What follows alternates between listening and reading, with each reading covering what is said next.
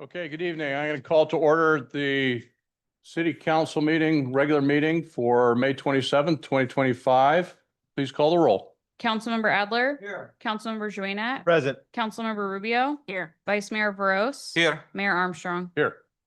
Please join me in the Pledge of Allegiance. I pledge allegiance to the flag, the United States of America, to the republic for which it stands, one nation, under God, indivisible, with liberty and justice for all. Hey, please be seated. Next item, please. Item 3 announcements, 3.1 changes and additions to the agenda. There are none this evening. Item 3.2, if you'd like to speak under public comment, please fill out a speaker card located in the back of the room and bring it forward. Item 4, public comment. Okay, at this time, the public is permitted to address the city council on any non-agenda item related to the business of the city council or items that are on the consent calendar, including requests to pull an item from the consent calendar and the reason why you wish to pull the item or items. Please note that the decision to remove the item from the consent calendar is strictly at the discretion of the city council. You may speak on requests for future agenda items. We have no special presentation items this evening. You may also speak on items that are not on the agenda and are within the city council jurisdiction. Please be reminded that while the city ensures the First Amendment rights of its citizens, we do not accept nor endorse any offensive or hateful comments made during our meetings. The city celebrates the diversity of our community, and we strive to be a welcoming and open community for all. If you wish to speak under public comment or regarding an agenda item, please fill out a speaker card located in the back of the room and submit it to the city clerk. And while we encourage your comments, unfortunately, state law prevents the city council from discussing items that are not on the meeting agenda. City council does take them very seriously, however, and if appropriate, staff will follow up. Do we have any speaker cards? We do have 5 cards for this item. The first from Jim Blickenstaff. And just a reminder, public comment, we're going to try and limit that to 3 minutes for everybody. Been a while, like 2 weeks. Yeah. Just very briefly, I left a handout that you can take a look at when it's convenient. It's about housing and the latest developments, excuse the pun. We're building won't lower the cost of housing. That's one of the ones kind of interesting. And then certain housing that was done in high rise in Oakland is not selling. So there's a lot of factors that contribute to the housing issue, but I think we have to face the fact that there is not a housing crisis. And to the extent there is a crisis, it can't be solved by building more houses. And the only real crisis is affordable housing. That is a crisis, but you need to subsidize that. And people have been asked for bonds and stuff to subsidize it, and usually it doesn't pass. So you're kind of between a rock and a hard place. And if you kind of force feed the issue, you end up with too much housing and too much of the consequences of dense housing, where you sacrifice mitigations, and then that sacrifices the quality of life for your residents. So it's a complicated issue, but just building more houses does not solve it. Especially doesn't solve the affordable housing crisis, because you're taking up a lot of space with market housing, and that limits availability for affordable housing at affordable cost. So it's a complicated issue, and the simple answers may have been appealing 3 or 5 years ago about a housing crisis and how you solve it aren't really addressing it, except, as you know, as a city, it makes your life tougher, because then the state is telling you what to do and you're losing authority. So that's not exactly a solution. By the way, SB 79 is a state Senate proposition or a bill that will really transfer more authority from the council to big builders to do high-rise apartments. It sounds very dangerous to me, but you might want to lobby against it or just see what the League of California says about it. So anyway, that's a summary of some of the housing articles that are available that you might want to take a look at. The other issue real quick is the policy committee. I keep seeing they cancel the committee, and I remember the mayor said something about we wanted to have it come before them in terms of the policy committee taking a look at lower fees, more reasonable fees for citizens to appeal to their city council when they feel there's an issue that needs to be looked at. And the $4,500 is very prohibitive.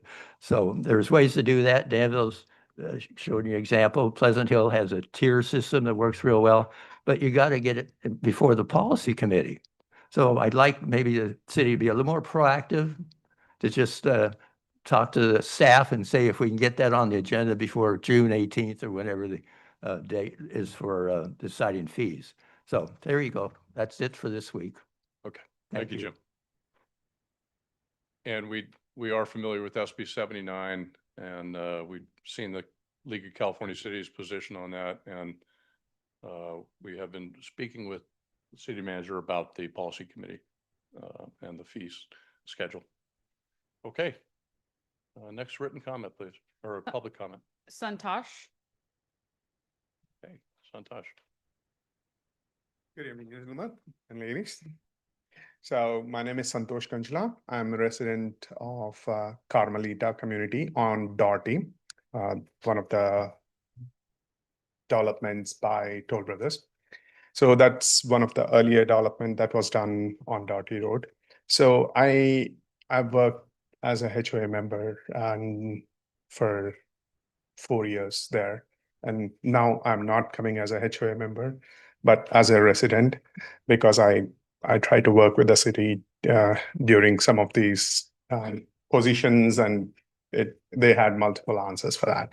So my concern here is the toll did not build any community space for that community, entire community. There are no shaded areas.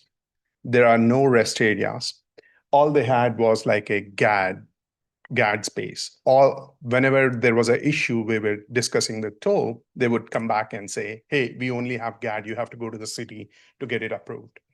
And GAD is not like I know it's a special purpose vehicle, but it's not like a constraint that you can't, it's not a national park that you can't build something on it. So as a city council members, also members of the GAD, you have the authority to have the city build some shaded areas or benches. I'm not asking for a big structure or anything for the community, but simple things that elderly people or kids can get around or sit down, things like that, which are available in subsequent Toll Brother built divisions in Serena and other places. Only the first community, due to some reason, we were shortchanged. The second thing is, that's the first topic I would like you guys to consider, and if there is anything that can be done. The second topic is, I would really appreciate, and I spoke individually with many council members and mayor itself. I know many of the rules and the laws dictate that you just listen and not respond to some of the concerns that citizens have. But it would be great if there is another forum, like a public hearing or a town hall that you guys can have maybe once a quarter, every 2 months, that would give opportunity for the members, community members to come in, and at least they will feel that they are engaged with the government rather than they come in every 2 years and elect, and that's it, that their job is done. One of the good examples is our congressman, who does town halls on a regular basis, and many cities do. As I'm up to time, I would second all his points from the housing perspective. Building houses is not the answer for affordable housing. So you guys should, very well-knowledge person he has, so you guys should consider his comments and do something about it. Thank you very much. Thank you. Next speaker, please. Manyatha Srikantam. Evening. Good evening. Hello, everyone. My name is Manyatha, and I'm a junior in high school. Last October, this council disabled the ability of its constituents to make public comments via Zoom, citing rampant hate speech.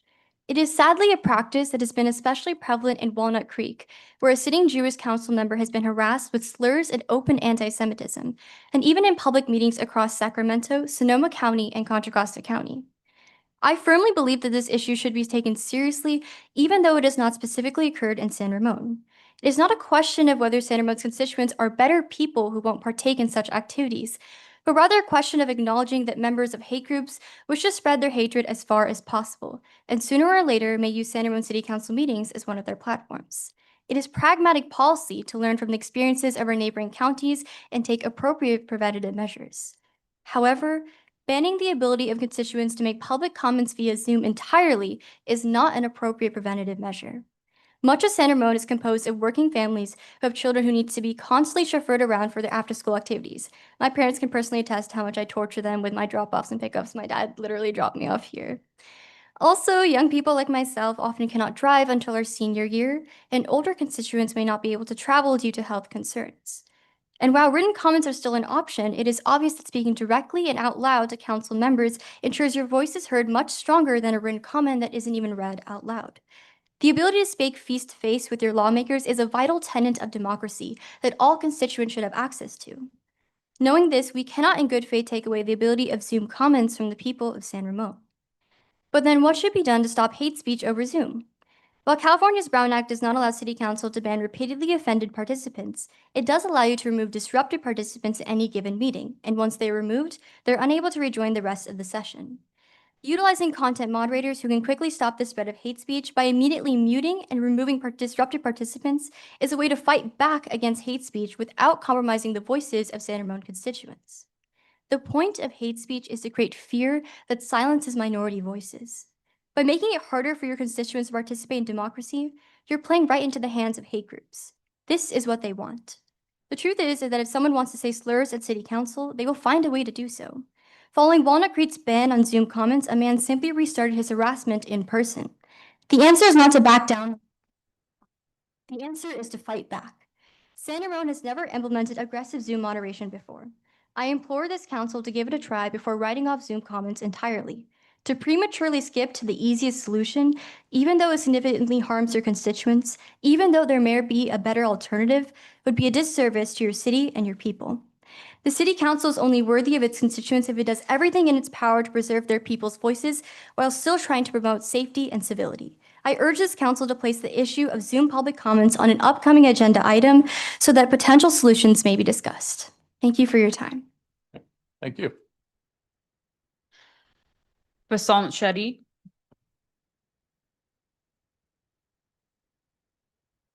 Is it?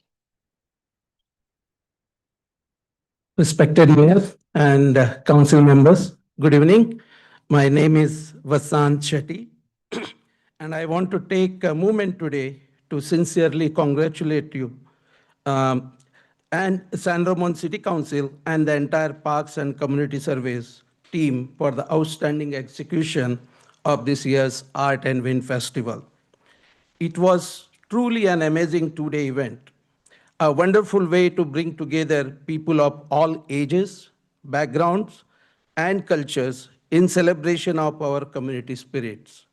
Participating in this festival fills me with the pride to be a San Ramon resident. The kite soaring in the sky, the diverse food and vendor stall, the cultural performance, live music, and engaging exhibits made it a memorable experience for everyone. I especially appreciated the presence of our police, fire, and other community service teams, allowing our children and families to interact with them, explore their vehicles and equipment up close. This builds a positive connection. The weather was perfect, and it was great to see residents not just from San Ramon, but from the neighboring cities as well. It speaks a volume about the quality and reach of this event. It was also heartening to see parks commissioners and city council members walking around and welcoming people and engaging with the attendees. I really appreciated that. If I may offer one suggestion, the designated drop-up zone near the entrance could make it easier for the families, especially those with the young children and seniors to access the venue. Parking was quite far, like every year, and it's a little confusing where to park because there's no clear instruction. And while we understand the challenges, Perhaps nearby neighbors opposite to this community center might be encouraged to allow limited festival parking this one weekend, once a year. All in all, this was a grand and well-attended and flawlessly managed event. I can only imagine the level of behind-the-scene effort that goes into organizing something of this scale. Thank you again for bringing the community together through such a joyful celebration. Appreciate it. Thank you. Next speaker, please. Shirag Kathrani.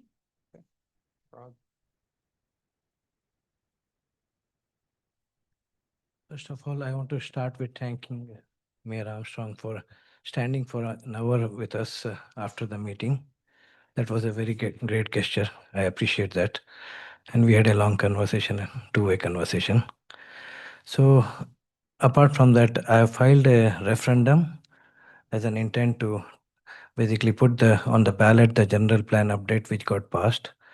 And in the Art and Wind Festival, we had a great experience meeting a lot of community members, and almost 90% of them basically said, okay, we'll sign it, because they would like to put it on the ballot, because there are a lot of discrepancies, as well as appealing over here is like almost 4,500, and that was something red flag. A lot of residents thought was a wrong thing to happen in San Ramon.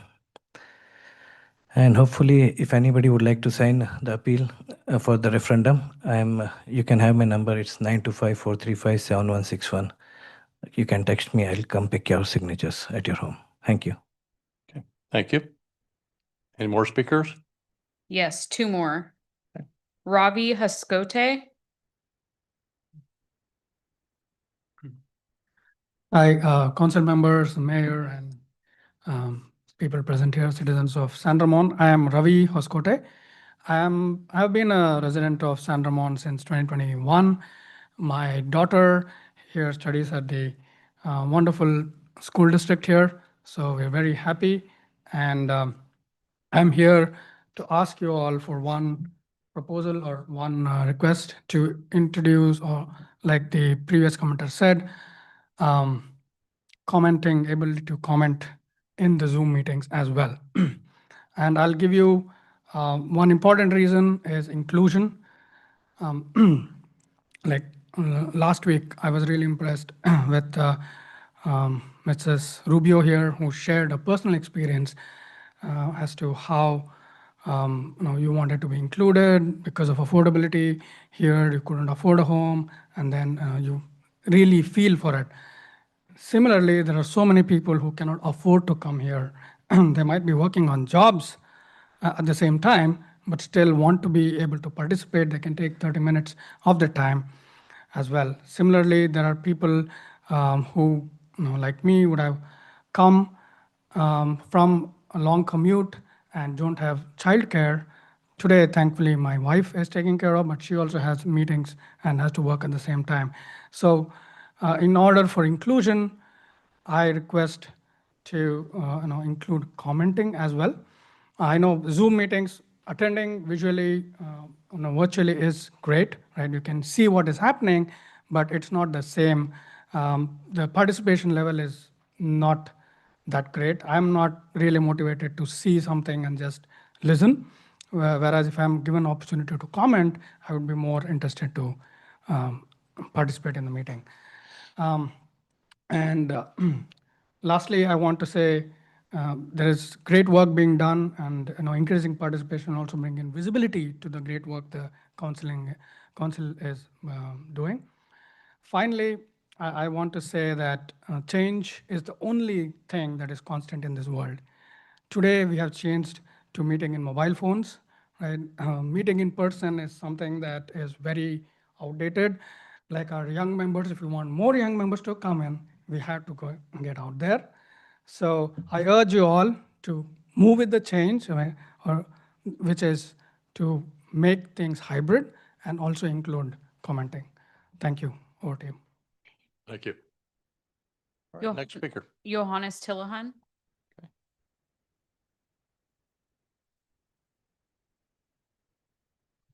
Mr. Mayor, I just want to give you a heads up. I'm gonna go over a minute over because this meeting, my speech today is not for you. It's for Councilor Adler, Mr. Veros, Councilwoman Rubio, Councilman Junior, and Steve also. And I'm gonna exclude you from this. And first of all, by the way, congratulations on the Wind End Festival. Because of that, everything what most people didn't know is I spoke to the Coast Guard. I was so impressed by that they were doing. I applied for a volunteer for the Coast Guard. I don't know if they'll ever accept me. I've always wanted to join the military. This is my way, so I don't know if it comes out. Great job for you, Steve. I'm sure you take the credit. Last Tuesday, I didn't know he was going to talk about it. What happened? What happened was after there was a gentleman here. I don't know who his name was. He kept talking about the real estate and the mayor told him to stop. And he wouldn't. I said, oh my God, something is going wrong. To tell you the truth, I really thought that he had a weapon because no one has, if the mayor tells you, you stop. Luckily, the chief came and stopped him and he left. As I was leaving, him and Chirag were talking outside. And I was about to leave him, and I just said, why am I being judgmental to him? Let me know him. So I said, why don't you stop when the mayor told? He said, I couldn't hear my what do you call that thing? The hearing aid was not working. I said, oh, wow. Okay, I'm glad I didn't. And we started talking about the real estate. What's your point of view? I want to understand you. As we were talking, the mayor came out, started walking over, and then he stopped. I can see him from the corner of my eye. The mayor stopped, he turned around, looked at me, and all I can hear in my head is, I hope he doesn't come to us. Because in my head, I'm thinking, if him and Chirag get together, it's World War III, and I'm the one who stopped all of them to discuss. He came back, and he stopped. And I told Chirag, I don't want to talk about real estate, talk about the police, because I don't want them to get into an argument. So I know I'm not lying to you, but I just don't want to start an argument. So we spoke about the police, the report that's coming out for about 10 minutes. Then the mayor said, Johannes, I came to speak to the Chirag. And I said, well, great. It's the four of us out in the cold. I don't know what to do if they get into an argument. And the mayor said, Chirag, I want to understand you, and I want to listen to your point of view. And I said, my God, that's leadership 101. And Chirag spoke for 10 minutes, and the mayor said, I understand. Now let me give you my point of view. And for over an hour, they were debating. And the only reason that debate stopped was because my wife called past midnight. She can see my car was parked outside. And she said, Johannes, are you still at the mayor? Yeah, I'm with the mayor outside. No, you need to come home because you have a chemo tomorrow. You cannot. It's like 12:30, I believe.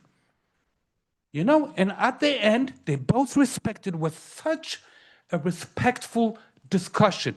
At the end, I said, this is why I joined coming to the council.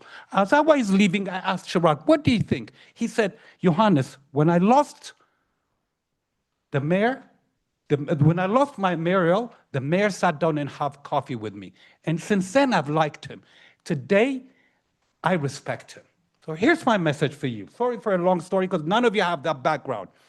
I have no problem with each and every one of you outside here. You're amazing. You're approachable. You're everything that you're supposed to do. My issue is here in the room. The same way the mayor and Chirag were just intelligently, 80% they didn't agree, but they respected each other. I don't see that here. I don't know what the solution is. I have never attended until January. I don't know how others said, you got to find a solution, whether town hall meeting or what I see from each and every one of you outside, I want to see it here. More discussion, breakfast with the mayor, whatever it is, okay? When he said referendum, he's 1,000 signatures away. I couldn't believe 3,900 people can stop a multi-million-dollar project. I heard that, I said, only in America. So when I got home, when I told my wife, she said something. Johannes, never forget, the mayor is a military man. Those guys are trained to run to a conflict, not away from it. And I expect from each and every one of you, whether to sit down with him, with anybody, and have a conversation. Please. Okay? Thank you. Thank you. Next speaker, please. Lokesh Shamana.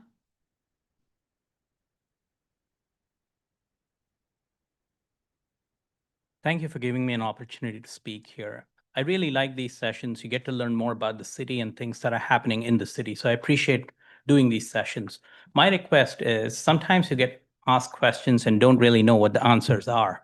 So I would kindly request doing a session where they could ask questions, also get answers to some of the questions, a town hall type. I've seen a lot of other mayors and their teams doing town hall sessions where there is a healthy debate of asking questions and getting answers. The challenge is I can make my voice hear, but I don't know what you guys are thinking or what your opinion is. Without knowing your opinion and hearing your voice, it makes it difficult for us to understand the situation. So I truly appreciate a session where we could ask questions and hear your opinion. Here, we'd like to take guidance from you. However, not a one-way monotonous conversation doesn't work the way it is today. So I appreciate if you could consider that. Thank you. Thank you. Any more speaker cards? That was the last one, Any written comment? not for this item. Okay, then I'm going to close the public comment. And if appropriate, have staff get back with any of the speakers on any of the subjects tonight. If there's a easy or a solution to any of those that's readily available. All right, we're moving on to item 5, the consent calendar. And can I get a motion for items 5.1 through 5.11? I move the motion. I will second that. Okay. Motion Vice Mayor Veros, second by Councilmember Rubio.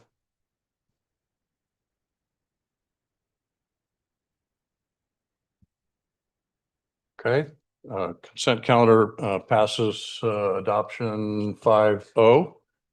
And we will move on to the next item, which is special presentations, none, deferred consent items, none, on to unfinished business. And for that, we have got resolution number 2025-059, adopting the fiscal year 2025-26 operating and capital budget, establishing an appropriations limit and authorizing carryover project appropriations. Presentation by Jennifer Wakeman. Good evening, Mayor Armstrong, Yep. Vice Mayor Veros, and council members. I bring to you tonight our proposed budget for fiscal year 2025-26. We're going to start our presentation with an overview of where we landed for our fiscal year 26 all funds budget. We'll move on to our fiscal year 26 general fund, review our final reserve policy where we came in, review the appropriations limit, and then the request that's made with the resolution. For fiscal year 26, as we've been discussing, this is a summary of the all funds. So as you can see, the general fund is expecting to have a net change for fiscal year 26 of $2.9 million. The special revenue fund funds are expected to have an overall net change of 2.4 million. And you see slight decreases in net change for the debt service, capital projects funds, and internal service funds. And I'd like to clarify that all of these items are known variances that will be addressed at mid-year.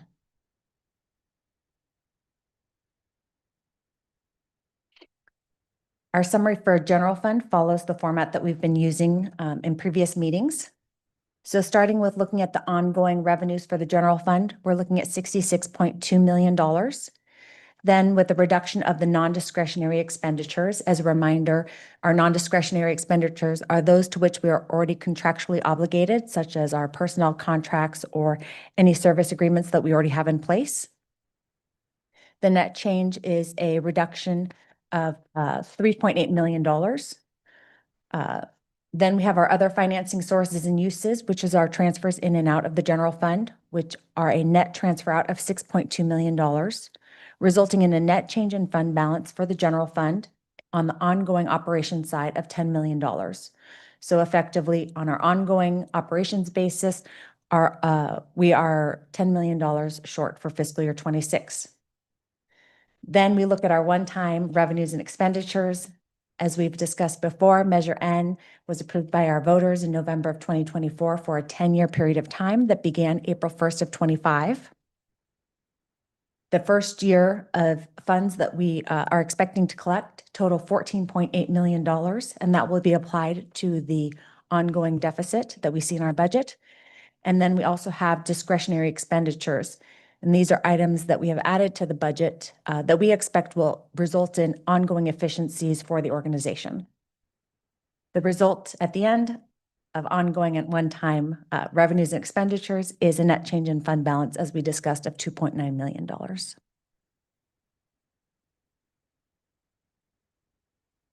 When we go to the fiscal year 26 reserve policy, we had a projected fund balance at July 1 of 2025 of $25.4 million.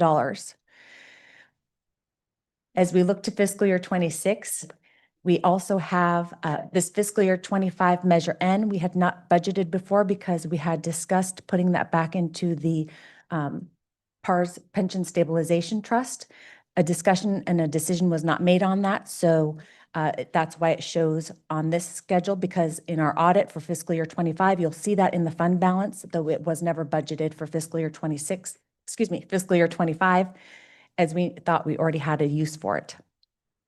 So you'll see the fiscal year 25 ending balance of $25.4 million, plus that $3.5 million, plus the net change in fund balance for fiscal year 26 of 2.9, results in an estimated fund balance at the end of fiscal year 26 of $31.8 million. The reserve policy calls for us to evaluate general fund expenditures, including the transfer out to the Doherty Valley Fund. That total is $76.1 million. 36% is the reserve standard target, which is $27.4 million. So as you can see, the city is expected to come in at $4.4 million above the target reserve level, or 5.8% above it. In tonight's discussion, we also are presenting the appropriations limit, which is required by Article 13B of the state constitution. This is also referred to as the GAN limit. It places a cap on the amount of revenue that government can spend each year to prevent overtaxation and excessive spending. For fiscal year 26, this limit was calculated at $108.9 million, and the subject appropriations for the city of San Ramon in fiscal year 26 is $52.6 million. So we are well below the appropriations limit. Just can you explain real quick, just remind us how that's set with the appropriations limit? We're limited, but it's based on a calculation of what? Yeah, it's limited, based on, I believe, a value that's set in 78 or 79, and then it grows every year based on the city of San Ramon's population growth and also the income growth, let's see, CPI factor for the state of California. Ooh.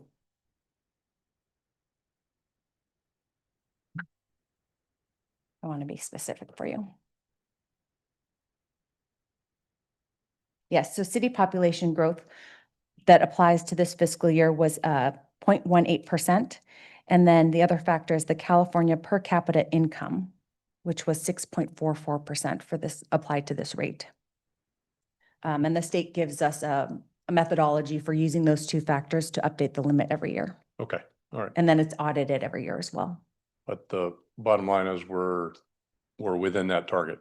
Yes. Okay. The resolution before you tonight has 3 requests in it. It asks that you adopt the fiscal year 25-26 operating and capital budget, that you establish the appropriations limit as required by state constitution, and that you authorize the carryover of unspent capital project appropriations into fiscal year 25-26. That last item just acknowledges that the capital projects that were budgeted for fiscal year 25 don't automatically wrap up cleanly on June 30th. And so there are some lingering expenditures that we would like to carry over in order to complete those projects into 26. So in that case, are we going to move this numbers as part of the 26 budget, Yeah, right? they'll Okay. come out of the 25 budget and into 25, 26. 26 budget. Okay, sounds good. Thank you. And that is all that I prepared for tonight. I would be happy to take any questions that you or community members have. Okay. Do we have any questions? That was a nice recap of what was in here. Thank you for simplifying that. Quite a lot of detail in the budget this year. Any clarifying questions from council? I just want to touch base on our reserve slide. Let's go back to that slide. So we are seeing excess fund to reserve target 4.4, that is plus 5.8. So totally that will be, if we put that 4.4 into our reserve, what will be the percentage that will come out? Is that excess fund is going to be in the reserve, or is it? I just want to have that clarification on that. So the 4.4 excess of the reserve will sit in unassigned fund balance until council has a discussion about what to do with it. Oh, okay. So we are not putting back into the reserve, right? So Correct. And I should have clarified that the next steps after, assuming that the resolution is adopted, the next steps are to publish and, put on the website the final adopted budget. And then the city manager and staff and I will be coming up with a plan to bring back to council that lays out a plan for discussions about the reserves, city operations, revenue options, but that longer term discussion that we have been talking about having, that talks about how we're going to lay out our financial operations, how we're going to make some hard financial decisions over the next couple of years so that we can align our operations so that we don't continue to be reliant on Measure N. sounds good. Thank you. So, on that point, I thought I saw somewhere in here where regarding the PARS trust account that there was some amount in this year's budget. You've accounted for 3.5 million there, but I thought there was like a 1.8 million or something that was put back in this year. Yeah, so the expenditures for fiscal year 26 increased compared to last fiscal year by $1.8 million because when we drew in alternate funding from the PARS Pension Stabilization Trust, those expenditures were moved to another fund to use that offsetting revenue source, and they do not show up in the general fund expenditures. So part of that increase that you see in fiscal year 26 expenditures in the general fund is a little bit finicky because of that one, because of the fiscal year 25, decision to, let's see. For fiscal year 25, I would have preferred to leave the 1.8 million of expenditures in there and then just transfer in from the pension trust to keep the expenditures stabilized from year to year. But that's not how it was done for fiscal year 25. So I did include that 1.8 to clarify that while it shows as an increase from fiscal year 25, it's really expenses that were incurred, but just offset by a different revenue source. Does that make sense? All right. Thank you. Mhm. Thanks for that clarification. I have one more quick questions. Did we get any feedback from community on this budget item? Like emails or anything? Just want to I make did sure. not specifically, and I didn't hear anything from, did you receive anything? Okay, thank you. Okay. Any other questions, clarifying questions? Okay, then we'll move on to public comment and gonna open up public comment on this item. And do we have any speaker cards? We do have one speaker card from Vasant Shetty. Okay.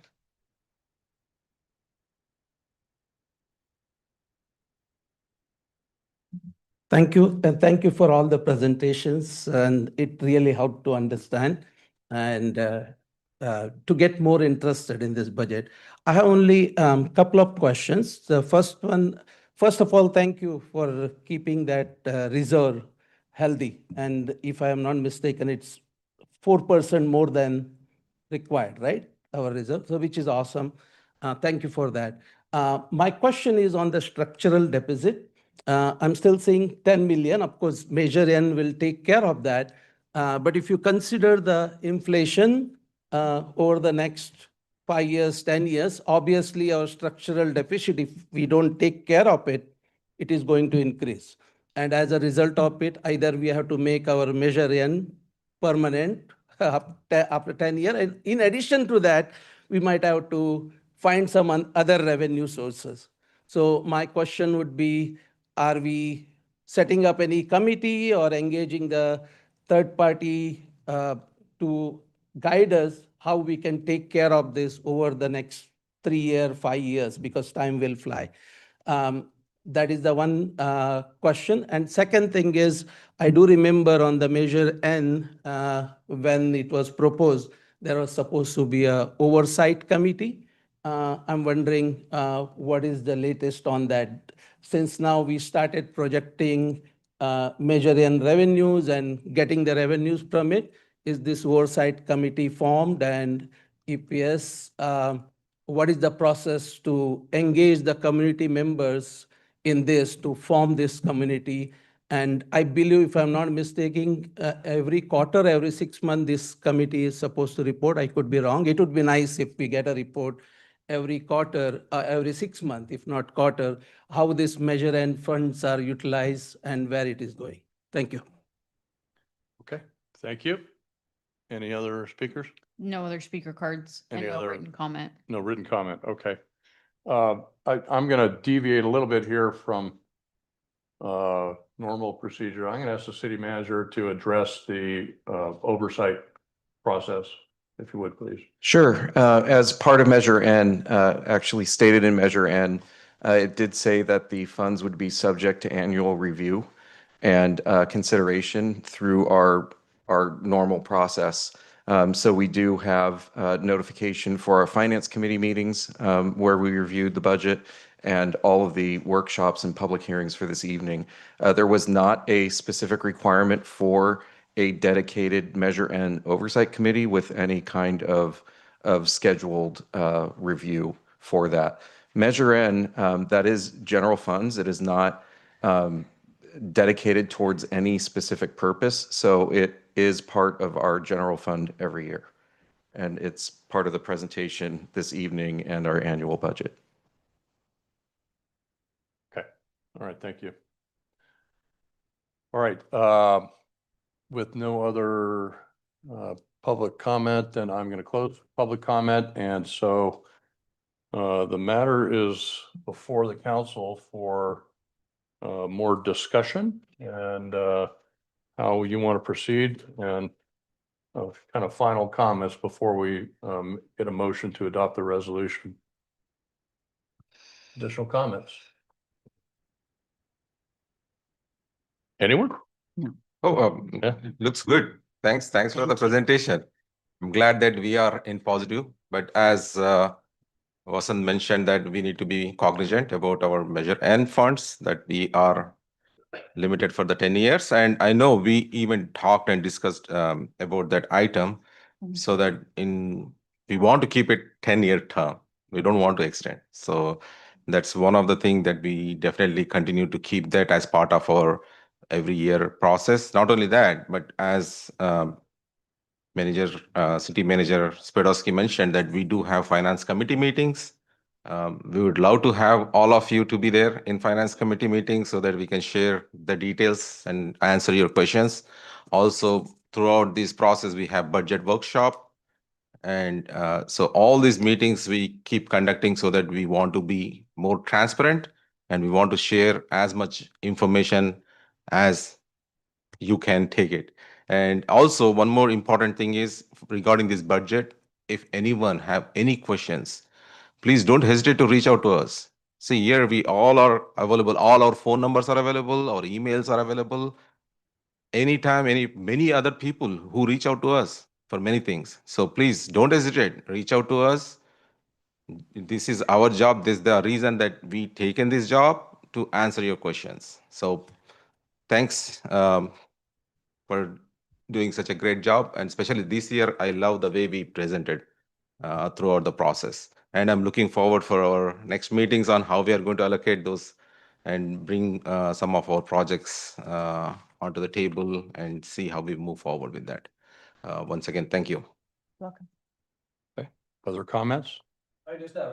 Just a quick comment. Did you, I think you said earlier that we are going to look at the Measure N revenues on a quarterly basis? Is that the way it's going to look?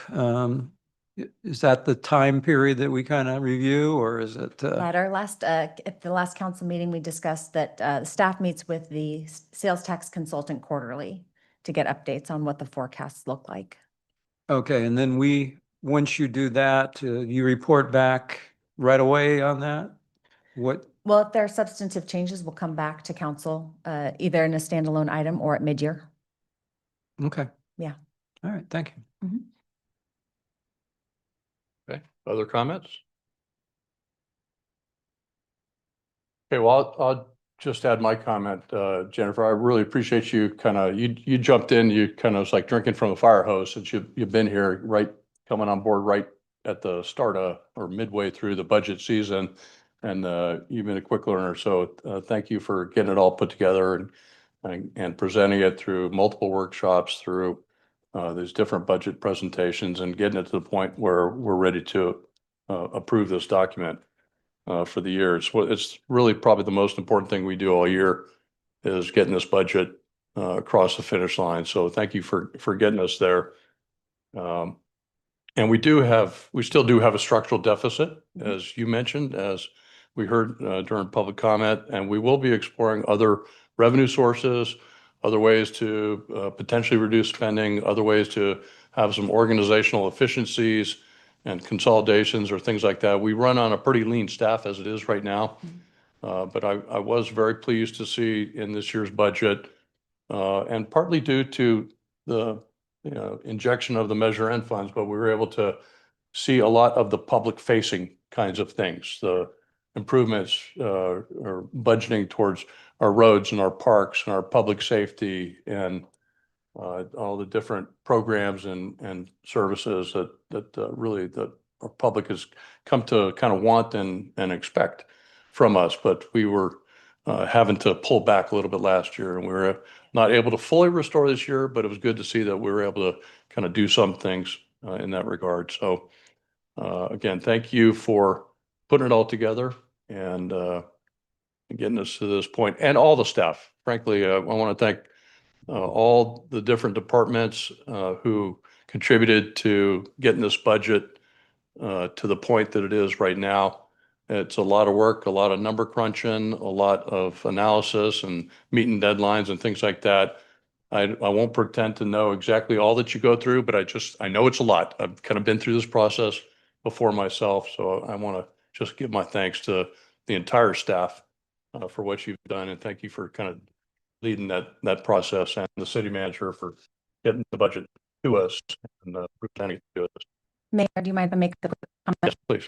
I would be remiss if I didn't acknowledge 3 people, 6 people, the directors from Parks Recreation or Parks Community Services, Police, and from Public Works. They lent me Matt from Public Works, Christine from PD, and May from Parks and Community Services. And the 3 of them seriously put this document together in 3 weeks, and it is not their primary focus. They have never put this budget document together before, and they really came in and supported me in a way that was just incredible. So just really validated my choice for coming to San Ramon. So thank you. Yeah, thank you. And thank you for acknowledging them. And yeah, it's a lot of work to put it all together. And they did a great job. And thanks to those departments who loaned them. Those are the 3 big departments who are the kind of the big money departments, if you will. Big spenders or big revenue generators as well. All right, with that, unless there's any other comments, then I think we're at the point where I'd like to get a motion to move to adopt resolution 2025-059, adopting the fiscal year 2025-26 operating and capital budget, establishing an appropriations limit and authorizing carryover project appropriations. I move the motion. Okay, motion by Vice Mayor Veros. I second that one. Okay, second by Councilmember Adler. You need to punch your button there.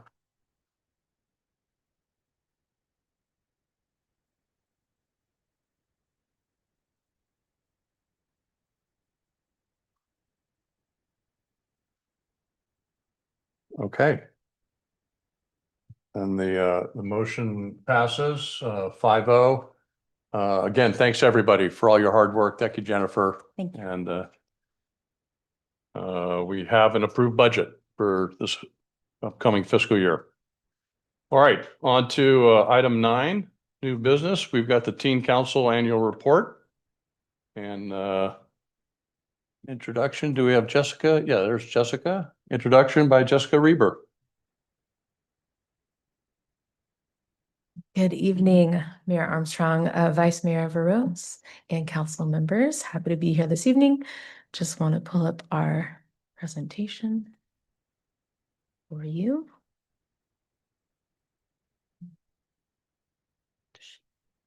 Oh, okay. Yeah. Okay.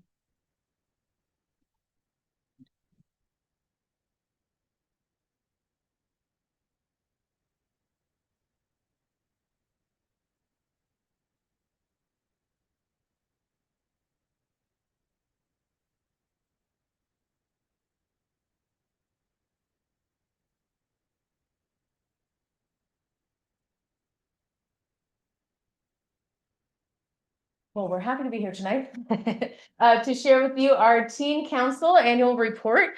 This is the time when we get to just share all of the things that our Teen Council has worked on this year.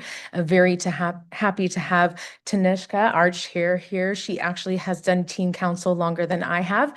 She was on since she was a freshman, and now she's chair. So our Teen Council has been in very good hands this year, and just happy to hand it over to Tanishka to present. Okay. Thank you so much, Jessica. Hi, everyone. My name is Tanishka Chawla, and I've had the privilege to serve as the chair of the Santa Ramon Teen Council this year. Thank you all for having me here today, and I'm excited to walk you through what our team has done this past year and share what we hope to see in the future. Let me share. You should scroll down. You should. Media. Yeah. Oh, should I scroll? Okay. Yeah. Okay. Sounds good. Thank you. Okay. So the Santa Ramon Teen Council was created in 1994 with the mission to advise the Parks and Community Service Commission and city staff on teen-related issues and recreation programs. We act as liaisons between the teen community and the local government, providing input, recommendations, and advocacy on behalf of our peers. Our work includes identifying teen needs and recommending services and programs, facilitating communication between city staff and youth, and strengthening teen engagement with both civic and community life.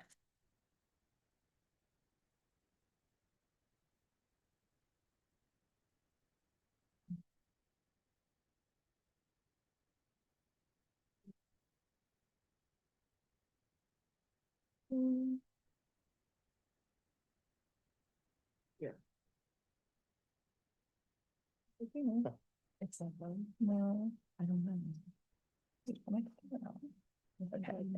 Okay, so this year's Teen Council was composed of 17 members and 2 alternates representing California High School, Doherty Valley High School, and Quarry Lane High School. I'd like to recognize our executive team, myself, Tanishka Chawla as chair, Salma Baharani as vice chair, and Surabhi Verma as secretary. To accomplish our goals, we appointed 5 ad hoc committees this year focusing on wellness, community service, technology education, recognition, and outreach. The different projects that we focused on were wellness, the Outstanding Teen Citizenship Award, Senior Technology Days, Wish Tree, and the Ambassador Program. Each one was led by a council member and gave us a chance to dive deeper into specific goals. So our first ad hoc committee is the Teen Wellness, which was chaired by Harshita Karapara. So the goal of this committee was to improve mental health across Santa Ramon through activities that promote connection and relationship building. So we worked with wellness centers at our schools and showed up at events like mental health days and wellness fests. Additionally, we would have booths at these events sharing what Teen Council was while also hosting a prompt for our wish tree. In the past, we've also tied orange yarn around the wrists of individuals at these booths for Unity Day to represent connection, and we've also run social media prompts encouraging gratitude and reflection. Ultimately, we focused on utilizing different opportunities and ways to create a positive environment for teens to feel supported in Santa Ramon. Next, our Outstanding Teen Citizenship Award Committee, which was chaired by Shreya Arun. The AUDCA committee has the job of reviewing 11 amazing applicants this year, and we have selected Kenneth Sarif from Doherty Valley for his nonprofit work with Books of Barrios. He donated over 15,000 books and thousands of dollars of supplies to unserved communities while also supporting our local schools. We've also made a few updates to our process to make it smoother for next year. First, the application will now be released in April of the current academic year. This earlier release is intended to extend the promotion period, reach a broader pool of students, and give applicants more time to complete their submissions. Additionally, it will help students have the whole summer to work on their project to ensure that they're putting their best foot forward. Additionally, the committee recommends that the 2025 to 2026 council form the ad hoc committee at the very start of the school year. So this group should consist of 4 to 5 committees, ideally representing different schools, to ensure a more sufficient and diverse review process to make sure we are getting individuals from numerous schools instead of just Doherty Valley like we have seen in past years. Next, our Senior Technology Day Committee, which was chaired by Tricia. The committee ran 4 senior tech days at the El Costa Senior Center. They helped seniors with everything from simple tech issues to online safety. These days were special as they helped build connections between generations and made technology a little bit less intimidating for our seniors. This year, they also implemented workshops to tackle common questions and needs, and is something that they will continue in future years. Next, our Wish Tree Committee, which was chaired by Rhea. The Wish Tree Committee was all about letting teens share their thoughts on monthly topics like stress, mental health, and environmental action. We got a great response online through our Instagram utilizing the add-on feature, but the in-person version did not get as much attention. We have been trying to grow our in-person version for the past few years, but since we had decided there's not a lot of engagement in this in-person field, we are going to suggest keeping the digital version, but retire the physical tree for future years. And lastly, our ambassador program, which was chaired by Surabhi. Our ambassador program grew a lot this year as we had reps from California High School, Doherty Valley High School, Quarry Lane, Doris Eden, Pine Valley, Windermere Ranch, and Gill Ranch, which was a lot more than our past years. Ultimately, they helped share what we were doing and brought ideas from their classmates to the teen council. They also jumped into committee work and helped us make our programs better and more affordable and achievable for our teen population. This year, the ambassadors had to also sit in at teen council meetings to see meeting processes and together worked on a research project on ways to improve San Ramon. Next year, we plan to have ambassador program partner up with the ad hoc committees so we can see a greater impact with their roles. And then here are just some activities of our ambassador programs and their bondings. And now each member had to do 8 hours of volunteering every month. Some events we participated in included the Teen Job Fair, Unity Day, Senior Technology Days, the Tri-Valley Roundtable, and more. And on Unity Day, as you can see, we wore orange, handed out bracelets, posted online to promote kindness and inclusion, and more. So we've often just been able to get involved in our community. For example, a couple weeks ago, we were also involved in the 988 event to spread the word about Teen Council while showing our support for these programs in our community. And then here are our suggested goals for the 2025 to 2026 term. First, we plan to continue to collaborate with staff on ways to support teens through partnership opportunities and resource sharing, including the addition of resource information on the srteen.org webpage. Second, we want to research and execute partnerships with local organizations, businesses, and committees to promote teen wellness, mental health, and recreation. 3, we plan to continue our Senior Technology Days and explore other opportunities to collaborate with the Senior Advisory Committee and the El Costa Senior and Community Center. 4, we would like to continue to collaborate with local organizations and youth advisory committees to gain insight and knowledge into addressing the needs of our teen population. Number 5, to continue the Teen Council Ambassador Program, ensuring early connection to existing ad hoc committees as a framework to increase the ambassadors' involvement at the Teen Council and at the ad hoc committee meetings. Number 6 is to continue the Outstanding Teen Citizenship Award, seek partnerships with local organizations, and accept submissions to restart our Teen in Action page, which highlights the accomplishments of teens in our community. Number 7, to explore collaborating on a project with the Arts Advisory Committee and engaging with the new Doherty Valley, Doherty Station Community Arts Center as a potential space for outreach engagement. Number 8 is to continue to pursue a stronger social media presence for Teen Council using Instagram and other prospective platforms by developing a social media content calendar and introducing stories, reels, and collaboration posts, and appointing a social media content advisor. Number 9 is to enhance presence in community and outreach by appointing an ad hoc committee to connect with local groups and clubs and share existing events, clubs, and volunteer opportunities via existing social media channels. Number 10 is to increase engagement with the middle school population through the Ambassador Program and to work with staff to create opportunities for high school students to connect with peers and middle school students in a mentorship capacity, teaching specific technical skills. And number 11 is to continue to diversify and increase outreach for all existing and potential Teen Council related applications and surveys. Now I just want to give a quick shout out to all of our seniors who are going to be graduating in just a week. So first we have Surabhi Verma, who will be attending UC Berkeley. We have Eliana Horn, who will be attending the University of Pennsylvania. Rhea Bondry, who will now be attending Boston University. Harshita Karapara, who is currently undecided. Daphne Akaya, who will be attending the University of California, Los Angeles. Shreya Arun, who will be attending Washington University. Trisha Rajnesh, who will be attending Northeastern University. Isha Bindlish, who will be attending the University of Southern California. And I will be attending the University of Texas at Austin. Thank you so much. If you have any questions or feedback, I would love to hear it. All right, thank you, Tanishka. Great report. Any questions? We'll take comments kind of at the end after public comment. I'm gonna open up for public comment here in a minute, but any questions at this time on the report? One question, first of all, Chair Tanishka Chawla, great presentation. Yeah. Appreciate your work. On mental health, thanks for all the great work. Is our teen council getting enough cooperation or support from any nonprofit organizations within our community or from county? Are there any gaps that we need to fill in? So I think the main thing with mental health is that it's obviously an ongoing crisis which does affect our whole population, which is why there are so many groups that exist on our campuses, which is really what we tried to tackle this year, because we believe partnering with these existing groups on our campus and just bringing more awareness to them is really the way to go, because the resources exist. It's just a matter of spreading the awareness of these resources so our teens know where to go when they do need help or when they are facing issues and mental health crises. So I think that the main thing that we tried to focus on in the mental health capacity was just bringing more awareness to the resources which already exist, because we thought that that was the best way to go about what we were hearing within our teen community. But I definitely do think more partnerships with the county and the city. For example, recently we were able to partner with the 988 organization, where we were able to learn ourselves more about the mental health crisis while also spreading awareness at our schools. We were able to take back the magnets that they gave us and put them around our schools, put up flyers around our schools about 988. So I definitely think more opportunities like that for our teen council will be super beneficial, because we already saw a really big growth and a really big impact while just doing one partnership with the 988 organization. Fantastic. Thanks for answering, but just a quick, I would love to see our teen council start working with discovery counseling. So that will be great. Yeah. So thanks for answering.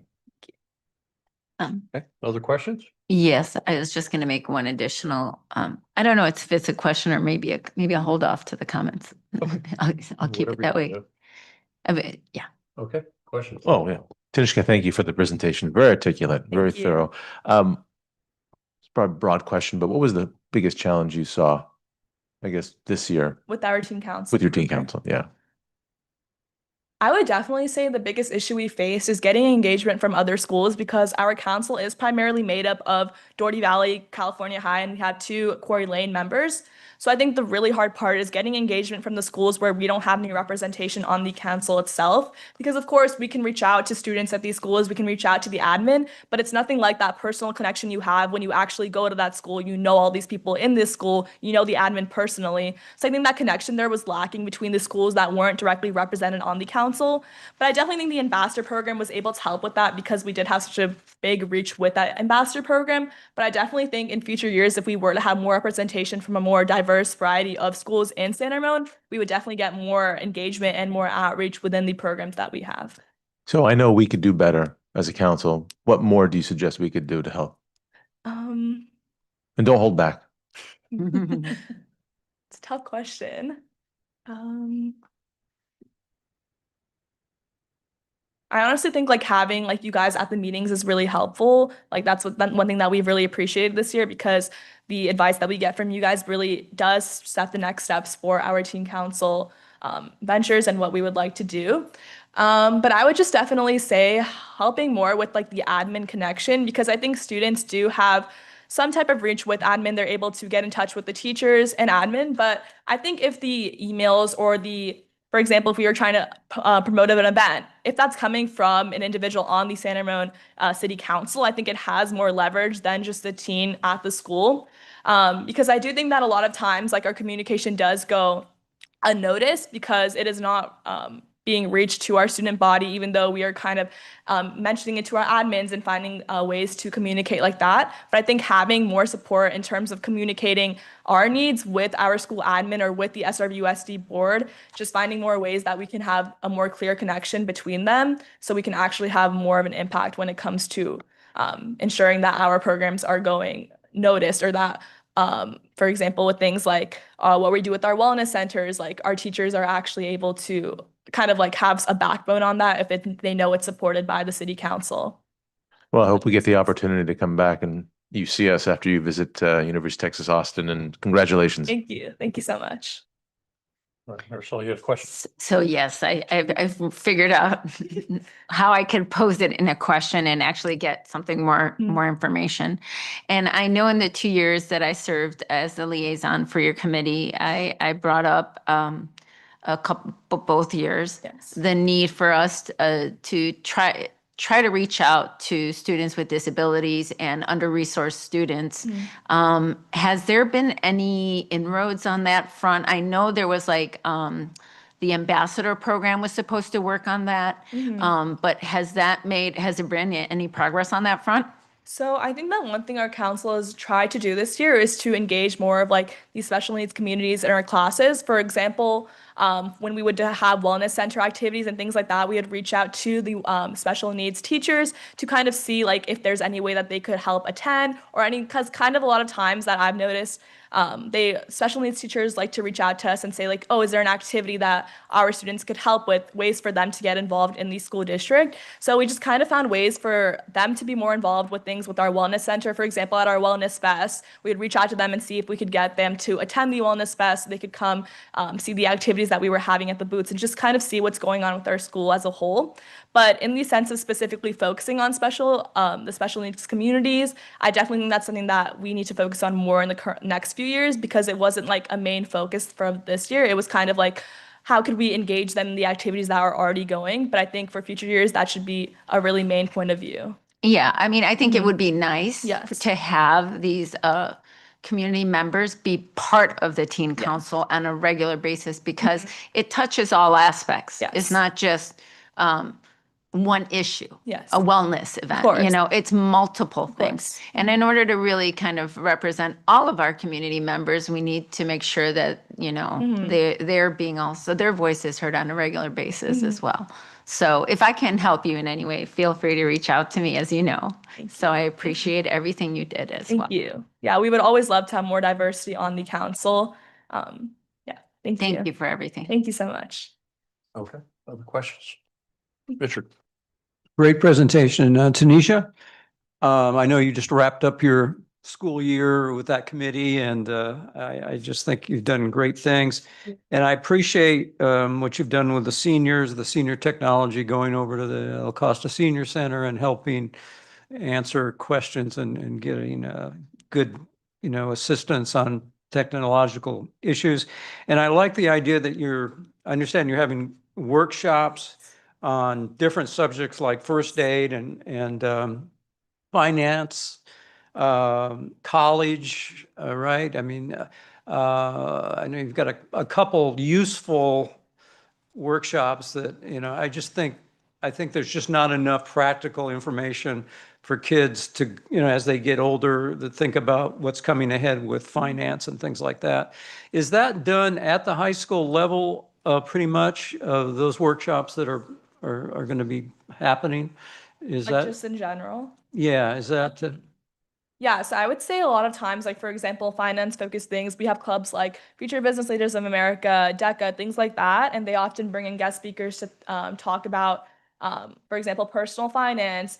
We also have a lot of college workshops offered at our schools in terms of like, we also have college visits, we have meetings with our counselors. So there are a lot of resources in those senses, but again, I think it's a lot just about like marketing what is already there, because I do think the resources are readily available. It's just a matter of fact of students knowing that they are readily available, which is something that we really tried to focus on this year. great? Thank you. Okay, any other questions? Okay, I'm going to open up, hang tight, you're not done yet. I'm going to open up for public comment. Do we have any speaker cards? We have one speaker card. Okay, Gary Shaven. all right.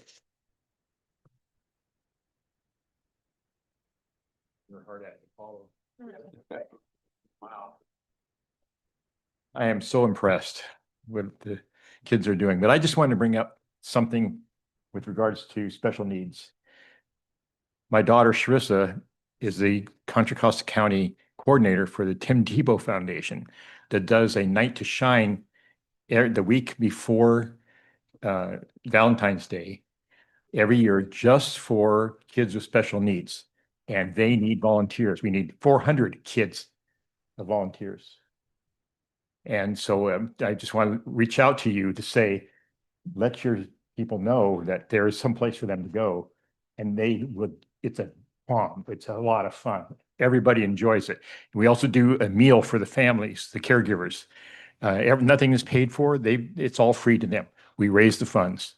So anytime that anybody wants to volunteer for an activity like that, look at Tim Tebow Foundation and you'll find a place to be able to help out with special needs. Thank you. All right, thank you, Gary.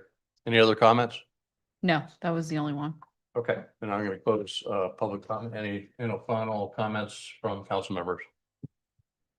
I just want to say thank you so much for the great work you do. I see how hard all of you work every meeting. I mean, it's just that agenda is packed every single meeting.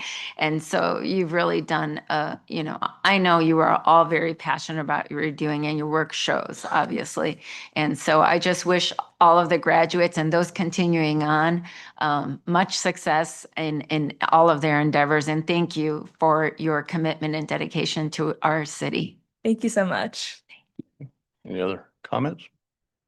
Chair, once again, Tanishka Chawla, you did a great leadership role as a chair for your whole group, and congratulations to all your teen council for achieving the goals, especially on mental health or senior tech days. That's very important. That it's great to see that all the services you are doing in the community while going through tons of your academics. It's amazing how you expand your horizons and then support our community and make sure you amplify the teens' voice. We appreciate it. Once again, all the best for your future endeavors. Hopefully you'll come back to our city once you are done and continue to be part of this beautiful city. Once again, thank you. Thank you. Okay. Other comments? Okay, well then I'll just say again, Tanishka, thank you for the report. That was a lot of goals for 2026. Mhm. Good luck on that. I know you've always had a lot of goals, but please pass on our thanks to the other, the 17 teen council members, all the ambassadors for the great work they do to kind of bring forward the voices of our teens. And I happened to attend the teen council meeting when you guys were discussing the wellness report, kind of the report out, and it was interesting to hear your discussion. You kind of got into a long discussion about, okay, well, what do we do about this now that we got this information? We recognize there's an issue. And I just remember taking away from that session that teens just wanted to hang out. They just wanted a non-structured, a non-agenda kind of day, maybe some food trucks or some comfy pillows, but just something to do to kind of hang out and de-stress a little bit. And so I thought that was really interesting. And I think it's a great idea that you're going to get going early with the admissions process on the Outstanding Teen Citizenship Award. I remember this year the WOW Awards, the annual Chamber of Commerce sponsored event where they recognize, Citizen of the Year, Business of the Year, Educator of the Year, those kinds of things. But they also recognized outstanding teen citizenship. And when they made their initial announcements, that it was sort of like it was pending. Everybody else's name was there, but it was pending. Kenneth was recognized, so that was great. But I think it's a good idea to kind of get that process going early in the year, and then I think it'll be a lot smoother towards the recognition time late in the fall. I also especially love the interaction with the teens and the seniors and all the technology days and things like that. That's a really special time with the seniors, and I know they get a lot out of it, but I think the teens get a lot out of it too. I think it's a wonderful program. I'd love to see you continue to do that. And I just hope that all of the the teen council members, all the ambassadors, everyone who participated in this process, as a council, learned about, local government, learned about how things operate, got to see the process. And, you follow the same Roberts, rules of order and things like that, and Brown Act and all those kinds of things. But you get to see it, at the teen level and as high school students. I think it's wonderful. And I think it's a great experience for you. And I hope everybody learned a lot. And so again, thank you. And please pass on our thanks to everybody. And wish everybody good luck, all the seniors who are moving off to college, and good luck at UT Austin. Thank you. Thank you so much. All Have a right. nice- Thank you. Let's give her a hand and the whole team.